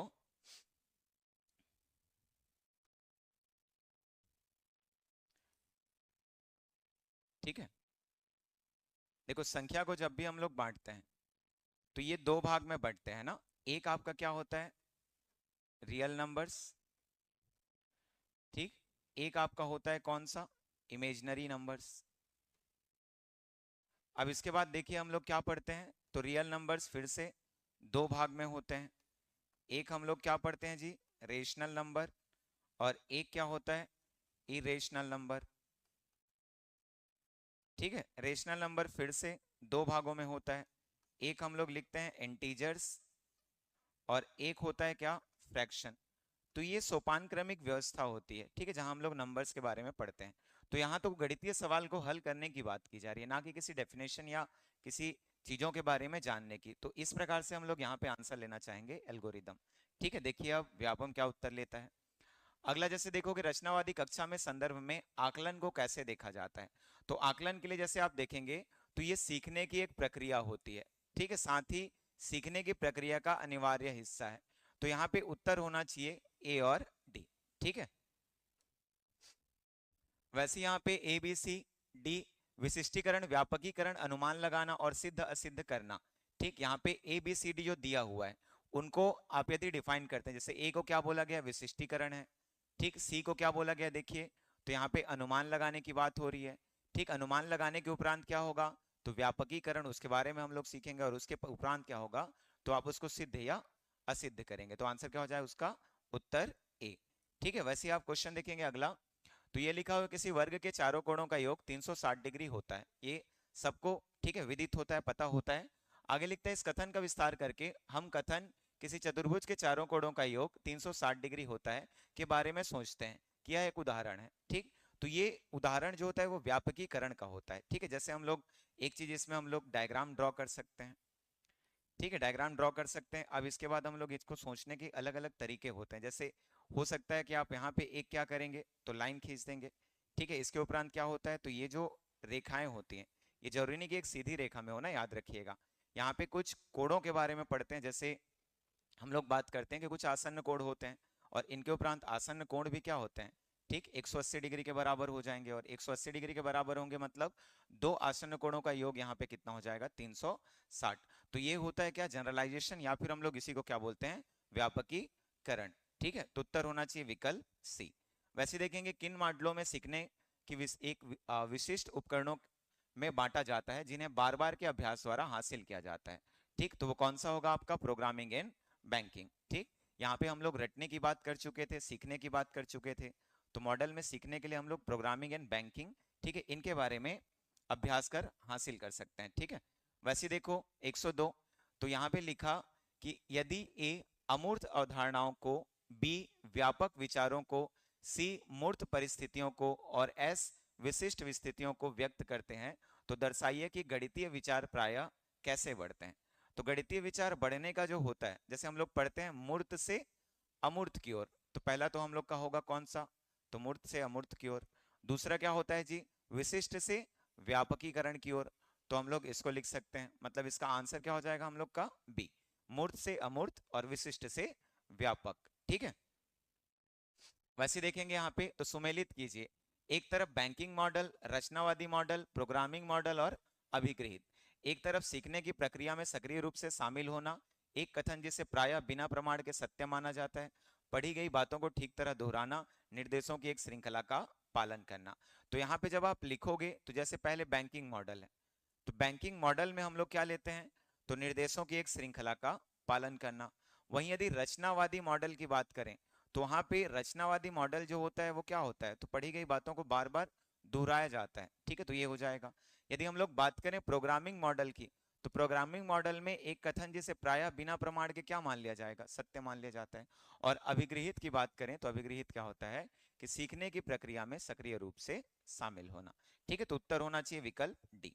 जैसे आप इसमें देखेंगे गणितीय प्रश्नों को हल करने में किसी व्यक्ति की निम्नलिखित क्षमताएं बढ़ती हैं, ठीक। पहला लिखा सुनिश्चित रूप से सोचने की क्षमता, तो आप गणित के प्रश्न तभी हल कर पाएंगे जब ये सोचने की जो क्षमता होती है वो क्या हो, विकसित हो, ठीक। वैसे देखो पैटर्नों और संबंधों को ढूंढने की क्षमता, तो ये भी होता है, ठीक। तथ्यों को स्मृति में धारण करने की क्षमता, तो गणित में ऐसा हम लोग जब भी पढ़ते हैं गणितीय प्रश्नों को हल करते समय, तो तथ्य तो जो होते हैं जो वो क्या होते हैं, बदलते रहते हैं, क्वेश्चन दर क्वेश्चन जो होंगे वो क्या होंगे, बदलते रहेंगे। तो इनके धारण करने की क्षमता, ये मेरे ख्याल से क्या होना चाहिए, गलत होना चाहिए। और तार्किक और क्रमबद्ध तरीके से सोचने की क्षमता, ये भी पॉसिबिलिटी है। मतलब आंसर हम लोग का क्या होना चाहिए जी, डी, ए और बी, इस तरीके से हम लोग उत्तर ले सकते हैं, ठीक। तो यहाँ तक पैडागोजी के कुछ क्वेश्चंस थे, ठीक है, जिनको आप एक बार बना करके देखिए। अब हम लोग क्वेश्चन सॉल्व कर रहे हैं किसका, मैथ्स का। तो मैथ्स के क्वेश्चन 105 से लेकर के, ठीक है, 115 तक दिए गए। तो इनके क्वेश्चन को जैसे आप लोग पढ़ोगे तो क्या क्या लिखा हुआ है उसको देखिए पहले। तो चार भिन्न है जी, ठीक है, 3 सही 1/4, 2 सही 5/8, 4 सही 3/4 और 5 सही 7/4। यदि हम लोग इन प्रश्नों को हल करें तो सबसे पहले तो इन मिश्रित भिन्नों को सरल भिन्न में हल करेंगे, ठीक है। सरल भिन्न में हल करने के समय क्या होगा, 4 तिया 12 और 1 13, 13/4, 8 दूनी 16, 5 21, 21/8, 4 चौक 16, 16 और 3 19, 19/4, 5 चौक 20 और 7 27, 27/4, ये ऐसा हो जाएगा, ठीक है। इनके लिए यदि हम लोग औसत की बात कर रहे हैं तो औसत में पहले तो क्या होगा आप इसको देखिए, ठीक। औसत सबसे पहले संख्याओं की संख्या 4 है, ऊपर के सभी संख्याएं आपस में जुड़ जाएंगी, ठीक, क्योंकि योग बटे संख्या ही क्या कहलाता है, औसत। और यहाँ पे 19/4, ठीक, प्लस क्या होगा 27/4। यदि मैं ऊपर को सॉल्व करता हूँ एलसीएम लेने पे 8 आ जाएगा, नीचे 4 है ऑलरेडी, ये 13 दूनी 26, 21 का 21, और ये कितना हो जाएगा 19 दूनी 38 और 27 दूनी 54। इनको हम लोग सॉल्व करके देखेंगे। तो देखिए इनको जब सॉल्व करेंगे नीचे तो पहले ऑलरेडी 32 आ जाएगा, ठीक है। ऊपर क्या होगा 8 4 12, 13, 13 और 6 19 का 9, एक आया 6 3 9 2 11 और 2 13, तो 139/32। और इसको जब हम लोग भाग देंगे तो आंसर मिल जाएगा 4 से 11/32। तो आंसर होना चाहिए कौन सा, विकल्प डी। एक बार आप इसको सॉल्व करके देखेंगे, औसत का क्वेश्चन है, ठीक है। अगला क्वेश्चन देखिए, कितने समय में 600 रुपए का साधारण ब्याज, तो ये जो 600 रुपए है ये मूलधन होगा, दर का मान दिया हुआ है 6%, ठीक है। साधारण ब्याज लिखा हुआ है क्वेश्चन में साफ साफ, तो ये ऐसा ही हो जाएगा कितना 360, ठीक है। इस तरीके से पूछा उसमें कि दर क्या होगा, तो सॉरी समय क्या होगा।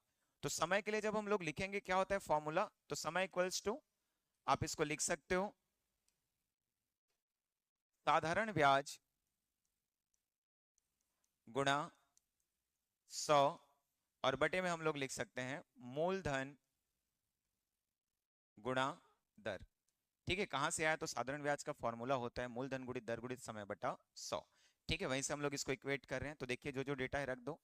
तो 360 गुणा क्या हो जाएगा 100, मूलधन का मान 600 और दर का मान हो जाएगा 6। आप इसको सिंप्लीफाई कर लीजिए, 2 0 कैंसिल, 6 छक्का 36 और इसमें कितना 10। तो आंसर हम लोग लिख सकते हैं ऑप्शन बी। ठीक है, ये हो जाएगा। देखिए अगला क्वेश्चन है, दो स्कूटी प्रत्येक को 98,000 रुपए में बेचकर एक पर 15% का लाभ, दूसरे पर 15% की हानि उठाई, तो पूरे लेन देन में उसे कितने प्रतिशत की लाभ या हानि हुई। ऐसे क्वेश्चन जब भी आते हैं पहले आप लोग क्लियर रखना कि यदि सेलिंग प्राइस इक्वल है, ठीक है, यदि सेलिंग प्राइस क्या है इक्वल है, दोनों जो भी स्कूटी हैं उनको कितने में बेचा गया 98,000 में, तो यहाँ पे सेलिंग प्राइस इक्वल है। तो यहाँ दो फॉर्मूले हम लोग यूज कर सकते हैं। एक तो होगा कि आप इसको किससे सॉल्व कर लो, x plus y plus x y by 100। दूसरा होगा कि आप इसी को फ्रैक्शनल डेटा में कन्वर्ट करो और उसके बाद इसके आंसर कर सकते हो। यदि आप इस फॉर्मूले का यूज करते हो तो पहले 15 प्लस में रहेगा, -15 प्लस और माइनस का मल्टीप्लीकेशन माइनस हो जाएगा, यहाँ पे 15 इंटू 15 225 बाई 100। सॉल्व करेंगे ये दोनों कैंसिल और यहाँ से हम लोग को मिल जाएगा माइनस में 2.25 और माइनस में 2.25 का मतलब है कि 2.25% की क्या होगी हानि। इसी को आप बनाओगे तो फ्रैक्शनल भी आप बना सकते हो, जैसे 15% को पहले फ्रैक्शनल में कन्वर्ट कर लो, ठीक है, 15% इक्वल्स टू लिख सकते हैं 3/20। ठीक है, ये ऐसा हो जाएगा, 5 3 15 और 5 20 क्या होगा 100। इसको आप लिखोगे तो पहले तो वो 20 है, एक बार में यदि ध्यान दोगे तो 23 हो जाएगा क्योंकि इंक्रीज हो रहा है, एक बार में 20 और ये 17 हो जाएगा, इस समय क्या हो रहा है वो डिक्रीज हो रहा है। इस तरीके से बना सकते हो। इसको आप सॉल्व करोगे 20 का 20 से कितना होगा 400, 17 3 51, 1 5 आया, 17 दूनी 34 और 5, ठीक है, क्या लिख सकते हैं 39। तो 400 से 39 का होना मतलब सबसे पहले तो कमी हुआ 9 का, किससे हुआ 400 से, गुणा कितना 100। आप इसको सॉल्व कर लीजिएगा, आपको यहाँ भी आंसर मिल जाएगा 2.25। लेकिन ये फॉर्मूला तभी एप्लीकेबल है जब हम लोग सेलिंग प्राइस को इक्वल लेते हैं। ठीक है, आंसर कितना होगा 2.25। देखिए अगला क्वेश्चन है, निम्नलिखित को सुमेलित कीजिए। तो इस प्रकार के क्वेश्चन को आप देखोगे तो ये चाल समय दूरी का बेसिक डेफिनेशंस हैं। जैसे आप यदि ठीक है 20 घंटे में 1 किलोमीटर की दूरी तय करते हो तो चाल बराबर, फॉर्मूला जानते हो, दूरी बटा क्या होता है समय। तो यहाँ पे दूरी कितना दिया आप उसको लिख लो। देखो दूरी कितना है तो लिख सकते हैं a, समय कितना है b, कौन से विकल्प में आप उसको खोज लेना। तो कौन से विकल्प में है जी ऑप्शन डी, b मीटर पर सेकंड, तो b को लिखते हैं। अब मीटर पर सेकंड से किलोमीटर पर आवर में चेंज करते हैं, तो कई लोग जल्दबाजी में 5/18, बाकी यहाँ पे ऑप्शन में केवल 18/5 है, तो यहाँ पे आंसर होगा 18/5 का गुणा, क्योंकि वो किस में है मीटर पर सेकंड में। यदि किलोमीटर पर आवर में होता तो बिल्कुल 5/18 होता। ठीक है, अगला लिखा है समान दूरी a समान दूरी b। देखो समान दूरी होने पर ही आप यहाँ पे औसत चाल का फॉर्मूला लिखते हो जो कि 2ab upon a plus b होता है, तो ये भी दिया हुआ है। ठीक है, वैसे 20 घंटे में 1 किलोमीटर प्रति घंटे की दर से तय की गई दूरी, दूरी बराबर क्या होता है तो आप लिख सकते हो चाल गुणित क्या हो जाएगा समय। देखिए इस तरीके से जो विकल्प हैं उनको मिलाने पर प्राप्त होता है कौन सा विकल्प डी। ठीक है, ये उत्तर हो जाएगा। वैसे यहाँ पे देखें तो x star y, x cube plus y cube plus 3xy x plus y, देखो स्टार को यहाँ पे डिकोड कर लेते हैं, ये x प्लस वाई का क्या होता है होल क्यूब होता है, इस तरीके से लिखते हैं। ठीक, और x प्लस वाई का होल क्यूब इक्वल्स टू क्या हो जाएगा, तो आप लिख सकते हो x cube plus y cube plus 3xy plus क्या होता है x प्लस वाई। ठीक है, इसी चीज को यदि हम लोग इसमें अप्लाई करें तो पहले 0 और 1 है, x के प्लेस पर 0 रख दो, y के प्लेस पर 1।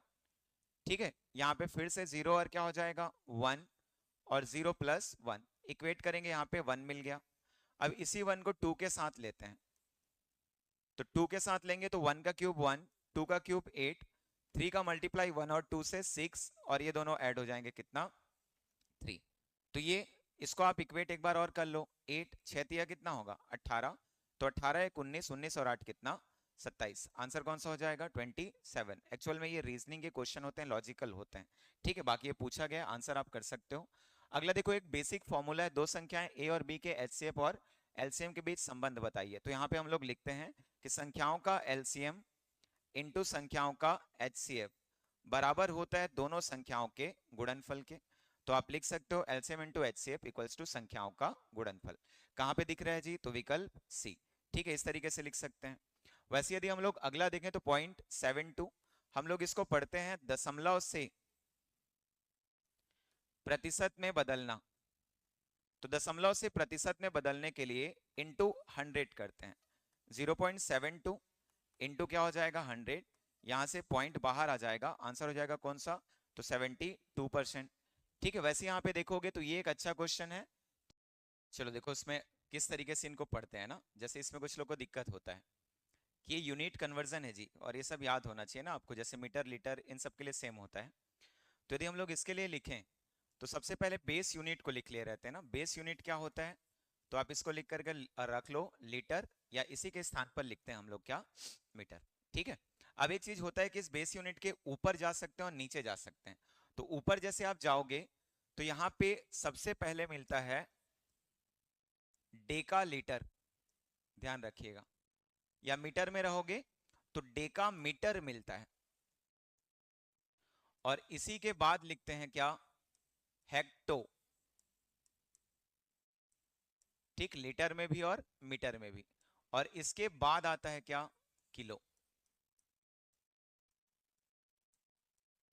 ठीक है, सिमिलर नीचे आने पर पहले आता है क्या जी, डेसी लीटर। ठीक, यहां पे ध्यान रखिएगा, पहले आता है क्या, डेसी लीटर, फिर क्या होता है बताइए, फिर आता है क्या, सेंटीलीटर, और फिर लास्ट में हम लोग लिखते हैं क्या, मिलीलीटर। तो ये कुछ मापन के लिए, ठीक है, कुछ यूनिट्स होती हैं, इनको याद रखना। लीटर से जैसे जैसे आप आगे बढ़ोगे तो 10 का मल्टीप्लाई करते जाओ। ठीक, क्या होते जाएगा जी, 10 का मल्टीप्लाई करने पर ये 10 हो जाएगा, यहाँ पे ये 100 हो जाएगा, ये कितना हो जाएगा, 1000। नीचे 10 का भाग देते आओ, तो 1/10, ये क्या हो जाएगा जी, 1/100, और ये क्या हो जाएगा, 1/1000। कुछ लोग पावर को लिखना पसंद करते हैं, जैसे 10 टू द पावर 1 हो जाएगा इसके लिए, 10 टू द पावर 2 प्लस में, और इसके लिए 10 टू द पावर 3। ठीक है, इस टेबल को ध्यान रखिएगा, 10 to the power -1, 10 to the power -2, और 10 टू द पावर क्या लिख लेते हैं, -3। ये ऐसा हो जाता है, लिख सकते हैं। अब इसी कन्वर्जन को उसने पूछा है, तो पहले तो प्रॉपर इन सब चीजों के बारे में नॉलेज होना चाहिए। दूसरा चीज, ठीक है, जैसे हम लोग आयतन वगैरह पढ़ते हैं तो एक चीज हमेशा हम लोग बात करते हैं कि लीटर और मीटर के बीच में संबंध होता है। तो 1 मीटर क्यूब जो होता है, ठीक है, आपको क्लियर होना चाहिए, 1000 लीटर के बराबर होता है। मतलब यदि आप 1 घन मीटर का, ठीक है, आयतन ले रहे हैं, तो इस बीच आप वहां पे कितनी क्षमता में या कितनी कैपेसिटी में कोई भी लिक्विड को वहां पे रख सकते हैं, जो कि क्या होगा, 1000 लीटर। तो इसी के बीच में कुछ क्वेश्चंस हमारे पास हैं, जैसे 10,000 सेंटीमीटर लिखा हुआ है, ठीक है, तो 10 सेंटीलीटर लिखा हुआ है। तो इसको जब आप कन्वर्ट करोगे तो पहले तो आप लोग बता सकते हो क्या, कि एक चीज ये होगा कि हम लोग 1 लीटर बराबर, ठीक है, क्या लिख सकते हैं उसमें, ठीक है, 1 लीटर बराबर क्या लिख सकते हैं, देखिए ध्यान रखिएगा, तो ये यहाँ पे क्या है, सेंटीलीटर। ठीक, इसी चीज को जब मैं रिलेट करूंगा तो ये 10 टू द पावर माइनस क्या हो जाएगा, 2 हो जाएगा। कर सकते हो, इसको अच्छे से ध्यान रखना है।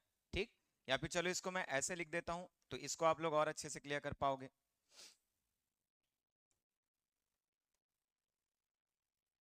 1 लीटर बराबर 100 क्या लिखेंगे, सेंटीलीटर, ये ऐसा होगा।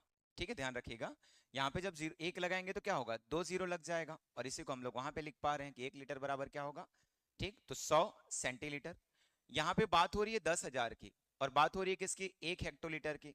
तो 1 हेक्टोलीटर 100 लीटर के बराबर होता है। तो हम लोग यहाँ पे लिख सकते हैं क्या, कि 100 गुणा 100 मतलब 10,000 क्या रहेगा, सेंटीलीटर। तो देखो एक डेका, सॉरी, 1 हेक्टोलीटर को हम लोग बोल सकते हैं क्या, 1 हेक्टोलीटर इक्वल्स टू कितना हो जाएगा, तो 10,000 सेंटीलीटर। मतलब ये पहला वाला वैलिड है। ठीक, अगला डेसी मीटर में हम लोग चेंज कर रहे हैं, लीटर नहीं ना, क्या है, डेसी मीटर। अब कुछ लोग इसको गलत मान लेते हैं, याद रखिएगा लीटर और मीटर दोनों का कन्वर्जन किया जा सकता है, ठीक है, उसके आधार पर हम लोग लेते हैं।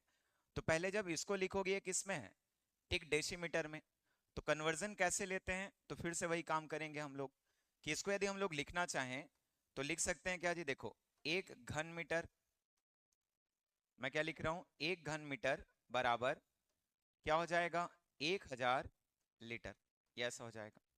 कर सकते हैं। अब जब 1 घन मीटर की बात हो रही है तो देखो यहाँ पे 1000 को मैं यदि नीचे ले आया तो 1/1000, ठीक, क्या हो जाएगा घन मीटर, और इक्वल्स टू वापस कितना लीटर, 1 लीटर, ये ऐसा मिल जाएगा। अब इसको यदि आप कन्वर्ट करते हो तो इसको मैं 10⁻³ लिख सकता हूं, क्या बताइए, लिख सकता हूं 10⁻³ और यही 10⁻³ जो होता है यदि हम लोग इसको समझें तो उस कंडीशन में क्या हो जाएगा, वो डेसीमीटर के बराबर हो जाएगा। कर सकते हैं। तो ये जो होगा यूनिट चेंज हो जाएगा आपका मीटर से डेसीमीटर। तो 1 घन डेसीमीटर बराबर क्या हो जाएगा जी, 1 लीटर, ठीक। और हम लोग को 1 हेक्टोलीटर निकालना है तो दोनों तरफ 100 का गुणा कर देंगे, और दोनों तरफ 100 का गुणा करेंगे मतलब वही कितना मिल जाएगा हम लोग को, तो 100 क्या हो जाएगा घन डेसी मीटर, ये मिल गया। मतलब दूसरा विकल्प भी वैलिड है। देखो इसमें अभी भी हम लोग यदि चेक करें तो पहला ऑप्शन में ए और बी है, अब सी डी ये दोनों ऑप्शन बचे हैं, इनको भी चेक कर सकते हो, ठीक है।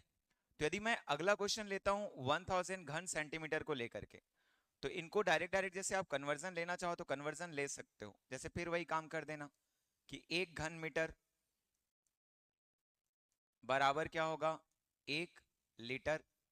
तो हम लोग क्यों ना इसको पहले ही 100 कर देते हैं, अब जब इन चीजों को हम लोग समझ पा रहे हैं तो, क्योंकि 100 लीटर जैसे ही हम लोग लिख लेंगे, 1 मिनट ना, ये 1000 है जी, सॉरी,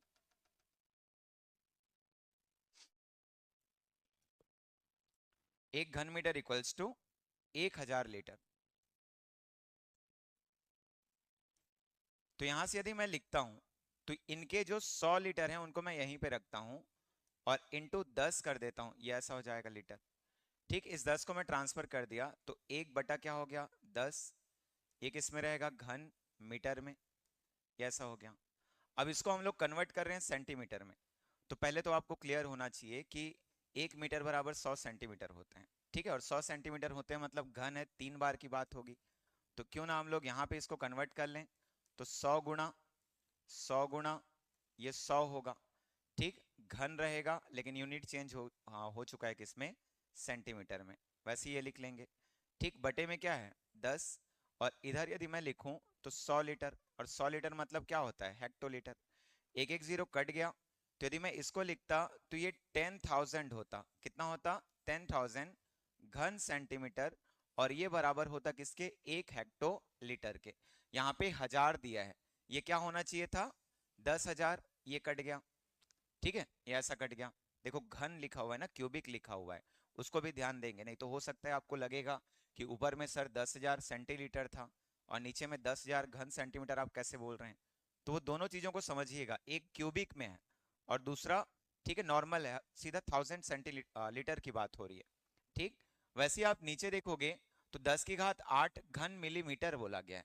फिर से आप मिलीमीटर को आप सॉल्व करके देखिए, ठीक। मिलीमीटर बोलने का मतलब वहां पे हम लोग यदि कन्वर्जन लेते हैं तो देखिए यहाँ पे 1 हो जाएगा, फिर 0 0 0 और 0 लिख सकते हैं, ठीक है, उसके केस में होगा। तो यहाँ पे यदि मैं इसको कन्वर्जन लेता हूँ, जैसे मैं आपको बता ही दे रहा हूँ कि कैसे लेते हैं, वापस क्या होगा 1 घन मीटर, ठीक, बराबर क्या हो जाएगा जी, तो यहाँ पे आप लिखोगे कितना, तो 1000, ठीक, लीटर, ये ऐसा रहेगा। इसको मैं 100 करने बोला ताकि 100 लीटर आप लिखो तो वो 1 हेक्टोलीटर के बराबर हो। यहाँ पे 1 अपॉन क्या हो जाएगा देखो, तो आप लिख सकते हो 10, और ये घन किस में रहेगा, मीटर में। तो घन मीटर को चेंज करते हैं। अब 1 मीटर बराबर जब आप लिखोगे तो सबसे पहले 100 सेंटीमीटर लिख लिए रहना, और 1 सेंटीमीटर बराबर होता है कितना, तो 10 मिलीमीटर। मतलब 1 मीटर बराबर यदि मैं लिखूं तो 1000 क्या हो जाएगा मिलीमीटर। तो यहाँ पे ऊपर में कितनी बार होगा, तो आप लिखोगे कितना कितना बार, तो पहले 1000 गुणा कितना, 1000 गुणा कितना हो जाएगा 1000, और यहाँ पे फिर से क्या होगा देखो, तो लिख सकते हैं कौन सा, ठीक है, ये हो जाएगा, ठीक, 1000 घन मिलीमीटर, ठीक है, मिलीमीटर दिया है ना, लीटर नहीं दिया, ध्यान रखिएगा। मिलीमीटर बराबर है 1 हेक्टोलीटर, ये ऐसा रहेगा। अब नीचे में कितना है, 10 है, तो यहाँ से एक एक जीरो कैंसिल, मतलब ये 1 2 3 4 5 6 7 और 8, 10 टू द पावर क्या हो जाएगा 8, क्या लिख सकते हैं, घन मिलीमीटर। तो देखो ये भी आ रहा है, तो तीसरा भी हम लोग का क्या हो जा रहा है, ठीक, सॉरी डी भी क्या हो जा रहा है, सत्य हो जा रहा है। मतलब इसका आंसर होना चाहिए जी कौन सा, केवल ए बी तथा डी। एक बार आप क्रॉस चेक करके देखेंगे ना कि उसका उत्तर डी आ रहा है या ए आ रहा है। ठीक, हमारा आंसर कौन सा आया, सी, सॉरी सी आ रहा है या फिर ए आ रहा है, तो आंसर हमारा कौन सा होगा, सी। वैसे देखो ये है, जैसे टाइम कैलकुलेटर से दिनों, ठीक, घंटों, मिनटों और सेकंड्स का योग ज्ञात करने के लिए निम्न चरणों को व्यवस्थित कीजिए। तो सबसे पहले तो आप टाइम कैलकुलेटर के बारे में जानो। टाइम कैलकुलेटर जैसे कई बार हम लोग गूगल वगैरह करते हैं, तो गूगल का वगैरह करते हैं तो वहां पे एक टाइम कैलकुलेटर आता है, ठीक, कभी कुछ लोग यूज भी किए होंगे। मैं आपको एक ओवरव्यू बता रहा हूं ना कि ऐसा टाइम कैलकुलेटर होता है। जिन लोग नहीं किए होंगे बिल्कुल इसको देखोगे, पहले डी रहेगा डे, फिर एच, ठीक, फिर एम और फिर क्या आता है एस, ये ऐसा होता है। जैसे आपको मतलब कुछ भी करना है, जैसे टाइम कैलकुलेटर के बारे में कितने दिनों का, कितने घंटों का, कितने मिनटों का, कितने समय का, ये कुछ है। तो सबसे पहला काम होता है कि आप यहाँ पे वैल्यूज जो हैं वो पुट करते हैं। जैसे बोलूँ मैं कि आपके जन्म से 1 जनवरी 2024 तक आप कितने दिन, कितने घंटे, कितने मिनट और कितने समय के हुए हो, तब वर्क करता है हम लोग का टाइम कैलकुलेटर। जहाँ पे DHMS ये डे, आवर, मिनट और सेकंड को दर्शाता है। तो सबसे पहले तो इनकी वैल्यूज पुट करेंगे जी। तो यहाँ पे देखो चारों ऑप्शंस में कौन सा होगा, तो D, H, M और S को कैलकुलेटर में प्रविष्ट करें। तो पहला चीज होना चाहिए D। देखो कौन से वाले में D दिख रहा है, ठीक, तो ये जो ब्लॉक्स बने हुए हैं इन पे मत जाना, ठीक है, इन ब्लॉक्स के अकॉर्डिंग आपको नहीं जाना है, जो मैं बता रहा हूँ वो मॉडल आंसर हो सकता है। ठीक, तो देखिए पहले डी होना चाहिए कि हम लोग पहले इनके वैल्यूज यहाँ पे पुट करेंगे। इसके बाद आता है कि आप क्या करना चाहते हो, मतलब आप यहाँ पे कौन सा फंक्शन यूज करना चाहते हो सकता है कि आपको ऐड करना है या हो सकता है कि आपको यहाँ पे सब्ट्रैक्ट करना है। ठीक है, तो ये ऑप्शन देते हैं, मतलब आप जोड़ना चाहते हो कि घटाना चाहते हो, ठीक है, बात इसकी होती है, इसीलिए ऐड और सब्ट्रैक्शन होता है। तो यहाँ पे देखो हम लोग को क्या मिला, पढ़ो उसको। विकल्प ए लिखता है कि कैलकुलेटर के ऐड प्लस को प्रविष्ट करें। प्रविष्ट करें का मतलब इसके बाद का ऑप्शन आप किसको ले सकते हैं, ए को। इसके बाद पुनः कि आप कौन सी तारीख तक करना चाहते हैं, मतलब फिर से आपको डे चाहिए, आवर चाहिए, मिनट चाहिए और क्या चाहिए, सेकंड, ये ऐसा होगा। मतलब आप फिर एक बार किसको करिए जी, ठीक है, DHMS को। तो अब देखो उसमें क्या हो जाएगा, तो ए के बाद देखो फिर से क्या होगा, तो पुनः बी का यूज करेंगे और फिर हम लोग बात करेंगे किसका, इनका फंक्शन का, फलन का। तो होना चाहिए DABC, कौन सा विकल्प है जी, ऑप्शन सी। तो ये सी इसका उत्तर होना चाहिए। ठीक है, इसके बाद हम लोग क्या करते हैं, जैसे वही वाला स्थिति कि अब बताओ भैया कि क्या आ रहा है, कितना दिन कम कितना दिन ज्यादा। तो यहाँ पे हम लोग यूज करते हैं कौन सा, फलन, मतलब इक्वल्स टू क्या होगा। तो इसमें ऐड सब्ट्रैक्शन दोनों के लिए होता है और ये आपका होता है कौन सा, टाइम कैलकुलेटर। तो आंसर इसका होना चाहिए, मॉडल आंसर नहीं एक्चुअल आंसर होना चाहिए कौन सा, DABC। ठीक है, चलो देखो अगला क्वेश्चन है, तो निम्नलिखित को सुमेलित कीजिए। ठीक, ABC A/B ratio B/C, sorry A/B ratio B/C और रेशियो C/A। तो ये एक तरफ सरल अनुपात है, एक तरफ जटिल अनुपात। ठीक, एज इट इज क्वेश्चन यदि आप अच्छे से पढ़ते हैं तो प्रीवियस ईयर यदि आप शिक्षक भर्ती के पेपर का, ठीक है, रिवीजन किए होंगे तो इसी तरीके का एक क्वेश्चन हम लोग को मिला था। ठीक है, तो पहले इसको रख देते हैं। देखो पहले वाले में 1 2 3 है, मतलब क्या मिलेगा जी, 1/2 रेशियो 2/3 रेशियो, ठीक है, क्या हो जाएगा 3/1। पहले एलसीएम लेते हैं, क्या आ जाएगा 6, उसी 6 का अंशों के साथ गुणा, तो ये हो जाएगा 6 कम 6, 6/2 मतलब कितना 3, तो पहला वाला 3 आ गया। ठीक, दूसरे में देखो तो 6 दूनी 12, 12 में 3 को 4, ठीक, फिर से 6 तिया 18, तो आप क्या लिख सकते हो 3 4 18। अब जोड़ी मिलाना है, मिला दो, तो क्या हो जाएगा इसका विकल्प सी। ठीक है, पहले का सी देखो किसमें है, तो 1 में, चलो इसको तो इसने सही बनाया है, क्या हो जाएगा पहले का सी। ठीक, वैसे ही आप आगे का कर लेते हैं, देख लो, अब देख ही रहे हैं तो देख ही लेते हैं। क्या हो जाएगा इसका 2/1 रेशियो 1/2 और रेशियो 2/2। एलसीएम आएगा 2, तो 2 दूनी 4, 2 एकम 2 1 और 2 दूनी 4 2, तो 4 1 2। ठीक है, दूसरा का देखो कौन सा होगा, तो आप लिख सकते हैं 4 1 2 मतलब ए, चलो इसमें भी ए है, सही है। अगला देखो कौन सा होगा, तो यदि हम लोग इसको लिखें 3 2 1 3/2 रेशियो 2/1 रेशियो 1/3, एलसीएम 6 आएगा जी, तो 6 का गुणा 3 से, 6 3 18, 2 से भाग देंगे 9, 6 दूनी 12 और यहाँ पे हो जाएगा कितना 2। तो हम लोग 3 का ले सकते हैं, उत्तर कौन सा डी, और फिर होगा 1/1 रेशियो 1/2 रेशियो 2/1, एलसीएम आ जाएगा 2, पहला वाला अनुपात 2 होगा, दूसरा 1 होगा, तीसरा 4 होगा, तो इसका आंसर होगा बी। आंसर कौन सा ए। ये बहुत ही अच्छा क्वेश्चन है, ठीक, इसको देख लीजिएगा। अगला जैसे हम लोग देखेंगे तो 115 है, पी किसी काम को 10 दिन में, ठीक है, और वहीं उसी काम को क्यू जो है वो 5 दिनों में पूरा कर सकता है, ठीक, तथा दोनों को समान मजदूरी दिया जाता है, ये लिखा हुआ है। तो यहाँ पे बात मजदूरी दर की हो रही है, ठीक है, समझ पा रहे हैं।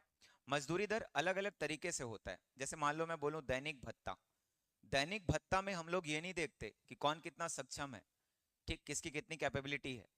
हम लोग क्या करते हैं जी, एक दिन का काम या एक दिन की मजदूरी दर उनको दे देते हैं। तो दोनों को समान मजदूरी का मतलब है कि दोनों को यहाँ पे पॉसिबिलिटी है कि दैनिक मजदूरी दर दिया जा रहा है, कि जैसे 100 रुपए देंगे, 500 रुपए देंगे, 1000 रुपए देंगे, तो आप कितने भी सक्षम रहें, ठीक है, आपका दैनिक मजदूरी क्या हो जाएगा, समान हो जाएगा। ठीक, दूसरा उसने लिखा देखो यहाँ पे कि क्यू को आसान काम दिया गया है, ठीक, तो ऐसा नहीं होता है कि काम आसान है तभी आप उसको कम समय में कर पाएंगे। जैसे कुछ ऐसे व्यक्ति होते हैं, ठीक है, जो आपसे अधिक कैपेबल होंगे, तो उस काम को वो बहुत ही कम समय में क्या कर सकते हैं, पूरा कर सकते हैं, ठीक है। बाकी जब भी आप मजदूरी के बारे में पढ़ेंगे तो मजदूरी का अलग अलग तरीका होता है। जैसे कभी कभी क्या होता है कि हम लोग दैनिक मजदूरी की बात कर जाते हैं, कभी कभी ऐसा होता है कि हम लोग उनकी क्षमता के अकॉर्डिंग, जैसे कोई घर वगैरह बनते रहता है, ठीक है, एग्जाम्पल जो आपके आसपास घटित होते हैं मैं उनका एग्जाम्पल दे रहा हूँ, ठीक है, तो घर वगैरह बनते रहते हैं, वहां पे कुछ मजदूर लगाते हैं, कुछ मिस्त्री वगैरह लगाते हैं, राज मिस्त्री नाम तो सुना ही होगा, ठीक है, उनको लगाते हैं। तो मिस्त्री का जो मजदूरी दर है वो थोड़ा ज्यादा होता है, जबकि जो मजदूर है उसका, ठीक है, कम होता है। ठीक, क्यों होता है ऐसा, क्योंकि वो दीवार जोड़ने जानता है, ठीक है, भले ही दीवार आड़ी तिरछी जुड़े, लेकिन उनको मजदूरी, जो मजदूर हैं उनसे ज्यादा मिलेगी, तो ये कार्य क्षमता वाले होते हैं, ठीक है। जैसे आप देखोगे तो किसी, ठीक, ठीक है, मान के चलिए कि आप कुछ अधिकारी बन जाते हैं, वहीं आपका दोस्त है जो आपके जैसा ही शिक्षित है, ठीक, वो उसी संस्थान में या उसी जगह पर, ठीक, कुछ सहायक के रूप में होता है, तो वहां पे आप देखेंगे आपकी जो मजदूरी होगी, मतलब कि मैं बोलूं आपका वेतन भत्ता होगा, उससे अधिक होगा, जबकि उसका क्या है, कम है, जबकि दोनों की पढ़ाई एक जैसी है, ठीक है। तो वही है कि क्षमता के हिसाब से भी मजदूरी दिए जाते हैं। तो यहाँ पे मैं बोलना चाहूंगा कि पहला वाला जो अभिकथन है, स्टेटमेंट है, ठीक, मेरे ख्याल से वो क्या है, सही है, सत्य है, कि ऐसा हो सकता है, संभावित है कि आप दोनों व्यक्ति को, ठीक है, भले उनकी क्षमता कैसी भी रहे, समान मजदूरी दर से, ठीक है, वहां पे आप समान मजदूरी दे सकते हैं। लेकिन क्यों को आसान काम दिया जाता है, ये सही नहीं हो सकता है, ठीक, काम की प्रवृत्ति कैसी है वो डिपेंड करेगा, ठीक है, आसान भी हो सकता है, कठिन भी हो सकता है। तो दैनिक मजदूरी के आधार पर मैं वही आपको बोलूंगा कि इसका आंसर हो सकता है कि अभिकथन ए क्या होगा, सत्य होगा, लेकिन जो कारण आर है, रीजन है, या फिर बोले कंक्लूजन है, वो जो होगा क्या होगा, असत्य होगा। तो विकल्प होगा कौन सा, ठीक है, सी। इस तरीके से, ठीक है, आज जो पहला पेपर हुआ, ठीक है, उसके कुछ मॉडल आंसर हैं, तो आप पहले एक बार मिलान करके देखिए, बाकी अंतिम रूप से सत्य जो व्यापम द्वारा निर्धारित उत्तर होंगे उन्हीं को माना जाएगा, ठीक। चलिए, थैंक यू।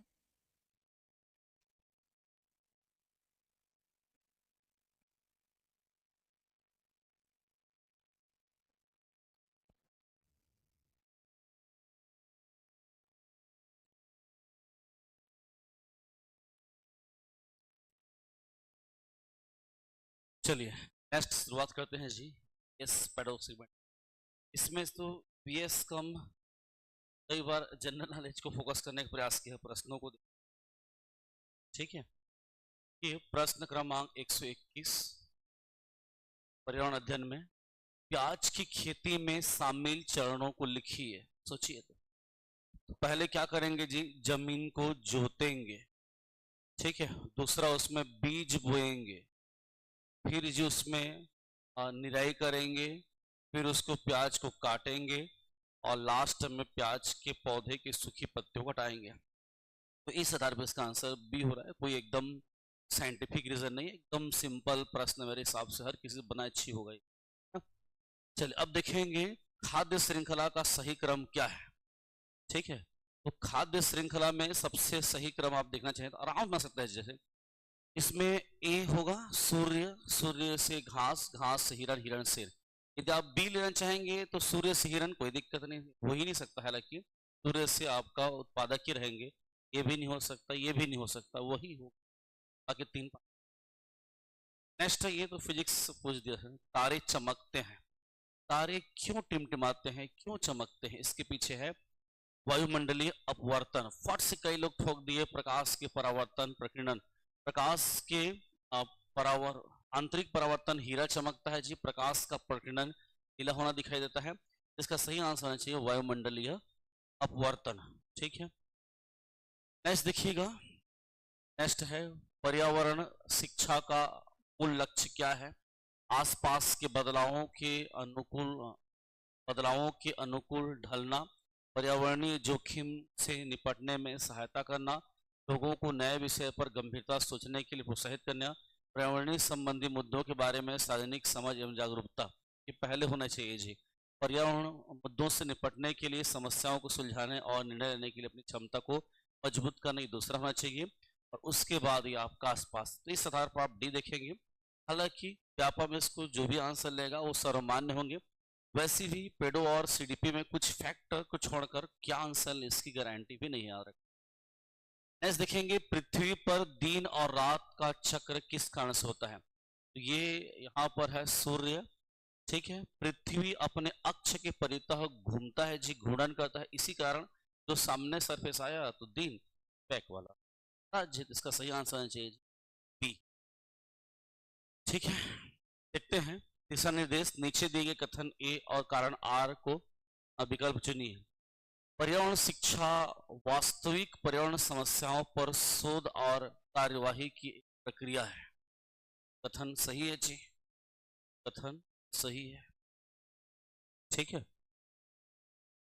नेक्स्ट जाएंगे, बच्चों को समानता, पर्यावरण तथा अन्य विषयों के बारे में पढ़ाया जाता है, लेकिन उन्हें इन समस्याओं से निपटने के लिए आवश्यक ज्ञान या दृष्टिकोण हासिल नहीं होता है, ठीक है।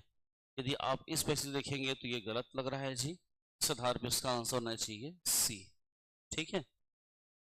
नेक्स्ट देखो 27 नंबर जी,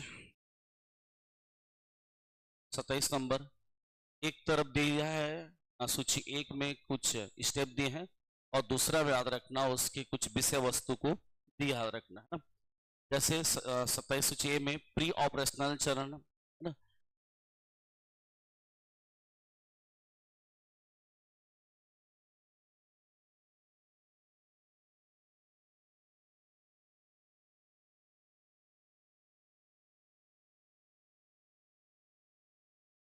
सत्ताईस का प्रश्न गायब हो गया जी, है ना।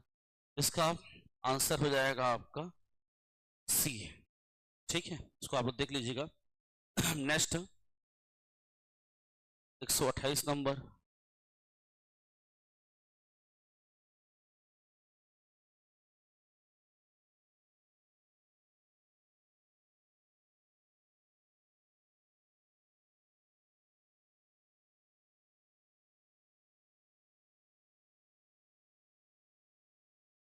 देखेंगे 128 को। ऑनलाइन कक्षाओं के दौरान एक ईवीएस शिक्षक, मतलब पर्यावरण के शिक्षक, दृष्टिबाधित छात्रों को कैसे पढ़ाएगा? ध्वनि संदेशों का उपयोग करके, सही है। मौखिक प्रस्तुतियों का उपयोग करके, ये भी सही है। साथियों के द्वारा स्पष्टीकरण करके, ये भी सही है। ठोस अनुभवों का उपयोग करके, ये भी सही है। तो इस आधार पर इसका आंसर डी होनी चाहिए जी, है ना। नेक्स्ट देखेंगे 129 नंबर, ईवीएस पर्यावरण में शिक्षण और सीखने की रचनावादी पद्धति के बारे में निम्नलिखित में से कौन सा कथन सत्य है? पहला है, अधिकांश समय विद्यार्थी समूह होते हैं जहां शिक्षण गतिशील और सहभागी होता है, सही है। गतिविधियों का फोकस चर्चा, बौद्धिक संलग्नता और निष्कर्ष निकालने पर, यह भी सही है। इस आधार पर इसका आंसर ये होनी चाहिए। नेक्स्ट क्वेश्चन देखो, वायुमंडल का तापमान बनाए रखने के लिए तापमान बनाए रखने के लिए कौन सी गैस आवश्यक है? ठीक है, तो वायुमंडल जो तापमान बढ़ रहा है जी, उसके लिए प्रमुख उत्तरदायी है CO2, कार्बन डाइऑक्साइड। तो इसमें कोई 3-5 नहीं, सीधा फैक्ट आंसर याद रखना, CO2 कार्बन डाइऑक्साइड। नेक्स्ट देखेंगे 131 नंबर, बहुत ही प्यारा क्वेश्चन था, आप सबसे बना ही होगा जी। ए का मतलब कीट है, बी का मतलब, हाँ इसमें गलती किया था, इसको स्मॉल में देना था, ठीक है, इसको स्मॉल में देना था। जिस व्यक्ति ने क्वेश्चन बनाया है, ठीक, उसको ध्यान देना चाहिए था इसको।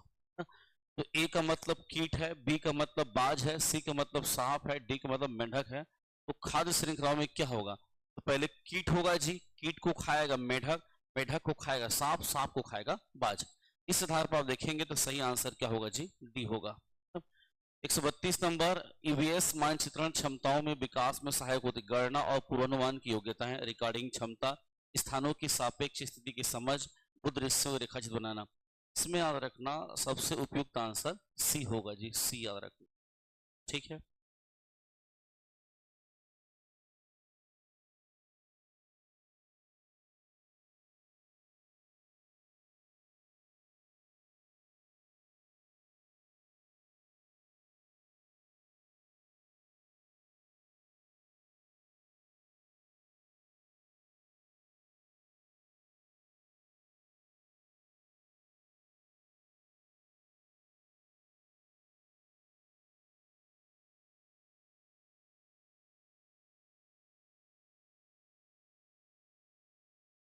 चलिए, इसमें कहीं फाइल गायब हो गया, समस्या रहे।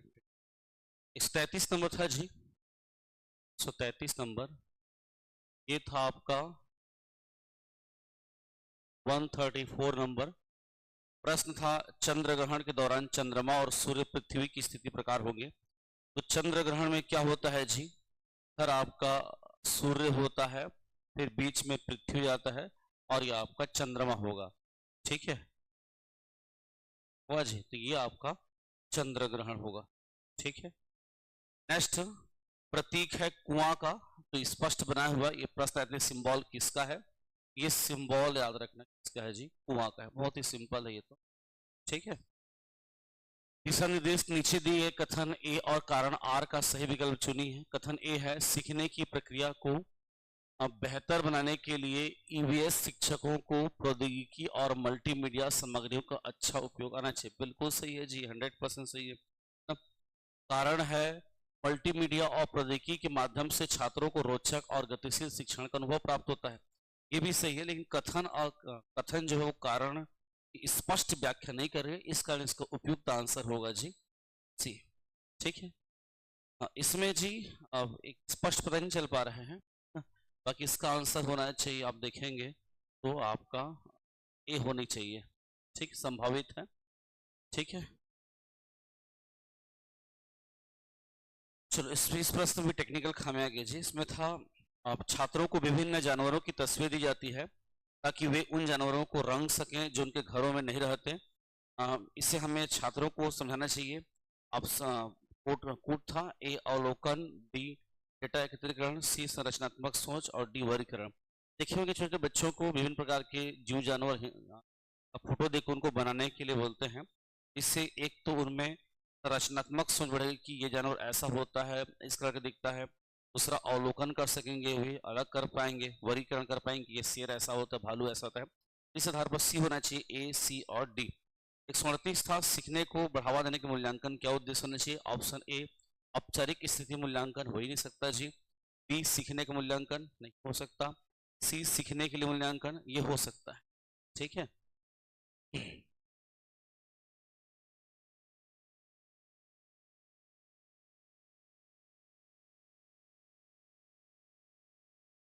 इसका सही आंसर सी होना चाहिए, एक का दो ये फावेल हो जाएंगे। माताएं आदर्श अध्यापकाएं हैं, ठीक है।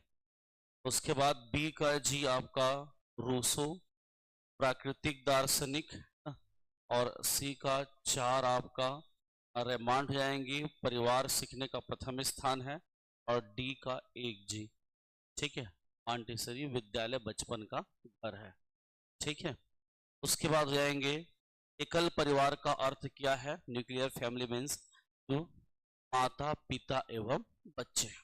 ठीक है, इसमें अलग अलग परिभाषाएं बताए गए हैं, सीधा फैक्ट इसमें डिस्कस नहीं करते। ठीक है जी, नेक्स्ट क्वेश्चन है क्वेश्चन नंबर 41। तंबाकू के धूम्रपान से कौन सा अंग प्रभावित होता है? तो आप सभी जानते हैं जी, इससे हमारा फेफड़ा लंग्स प्रभावित होता है, न स्किन प्रभावित होगा, न ईयर, न स्मॉल इंटेस्टाइन।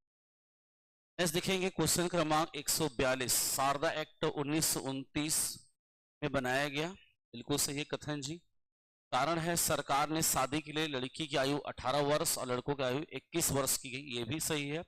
ठीक है, और कथन कारण की स्पष्ट व्याख्या कर, इस कारण इसका आंसर ये होनी चाहिए। ठीक है, नेक्स्ट, ये तो आप लोग साइंस वगैरह में पढ़ते होंगे जी, एकदम सिंपल प्रश्न है आपका।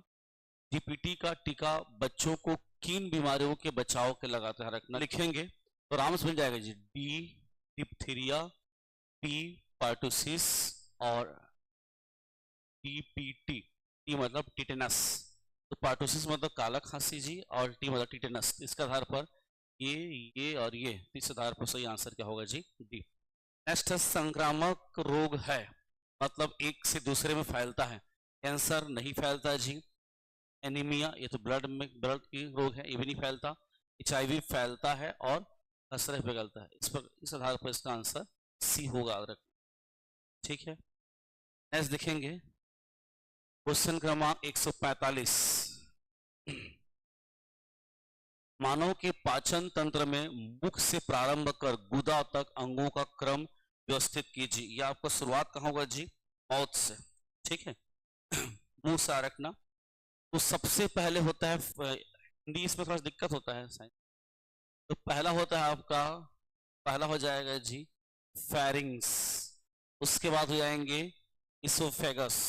ठीक है, पहला फेरिंग्स ऊपर, फिर इसोफेगस, उसके बाद हो जाएंगे आपका पहला, दूसरा, तीसरा हो जाएंगे स्टमक, चौथा हो जाएंगे डियोडियम, और ये छोटी आंत के ही भाग है आपका पांचवा इलियम, और लास्ट में छठवां जाएंगे बड़ी आंत। इस आधार पर ए आंसर होगा जी।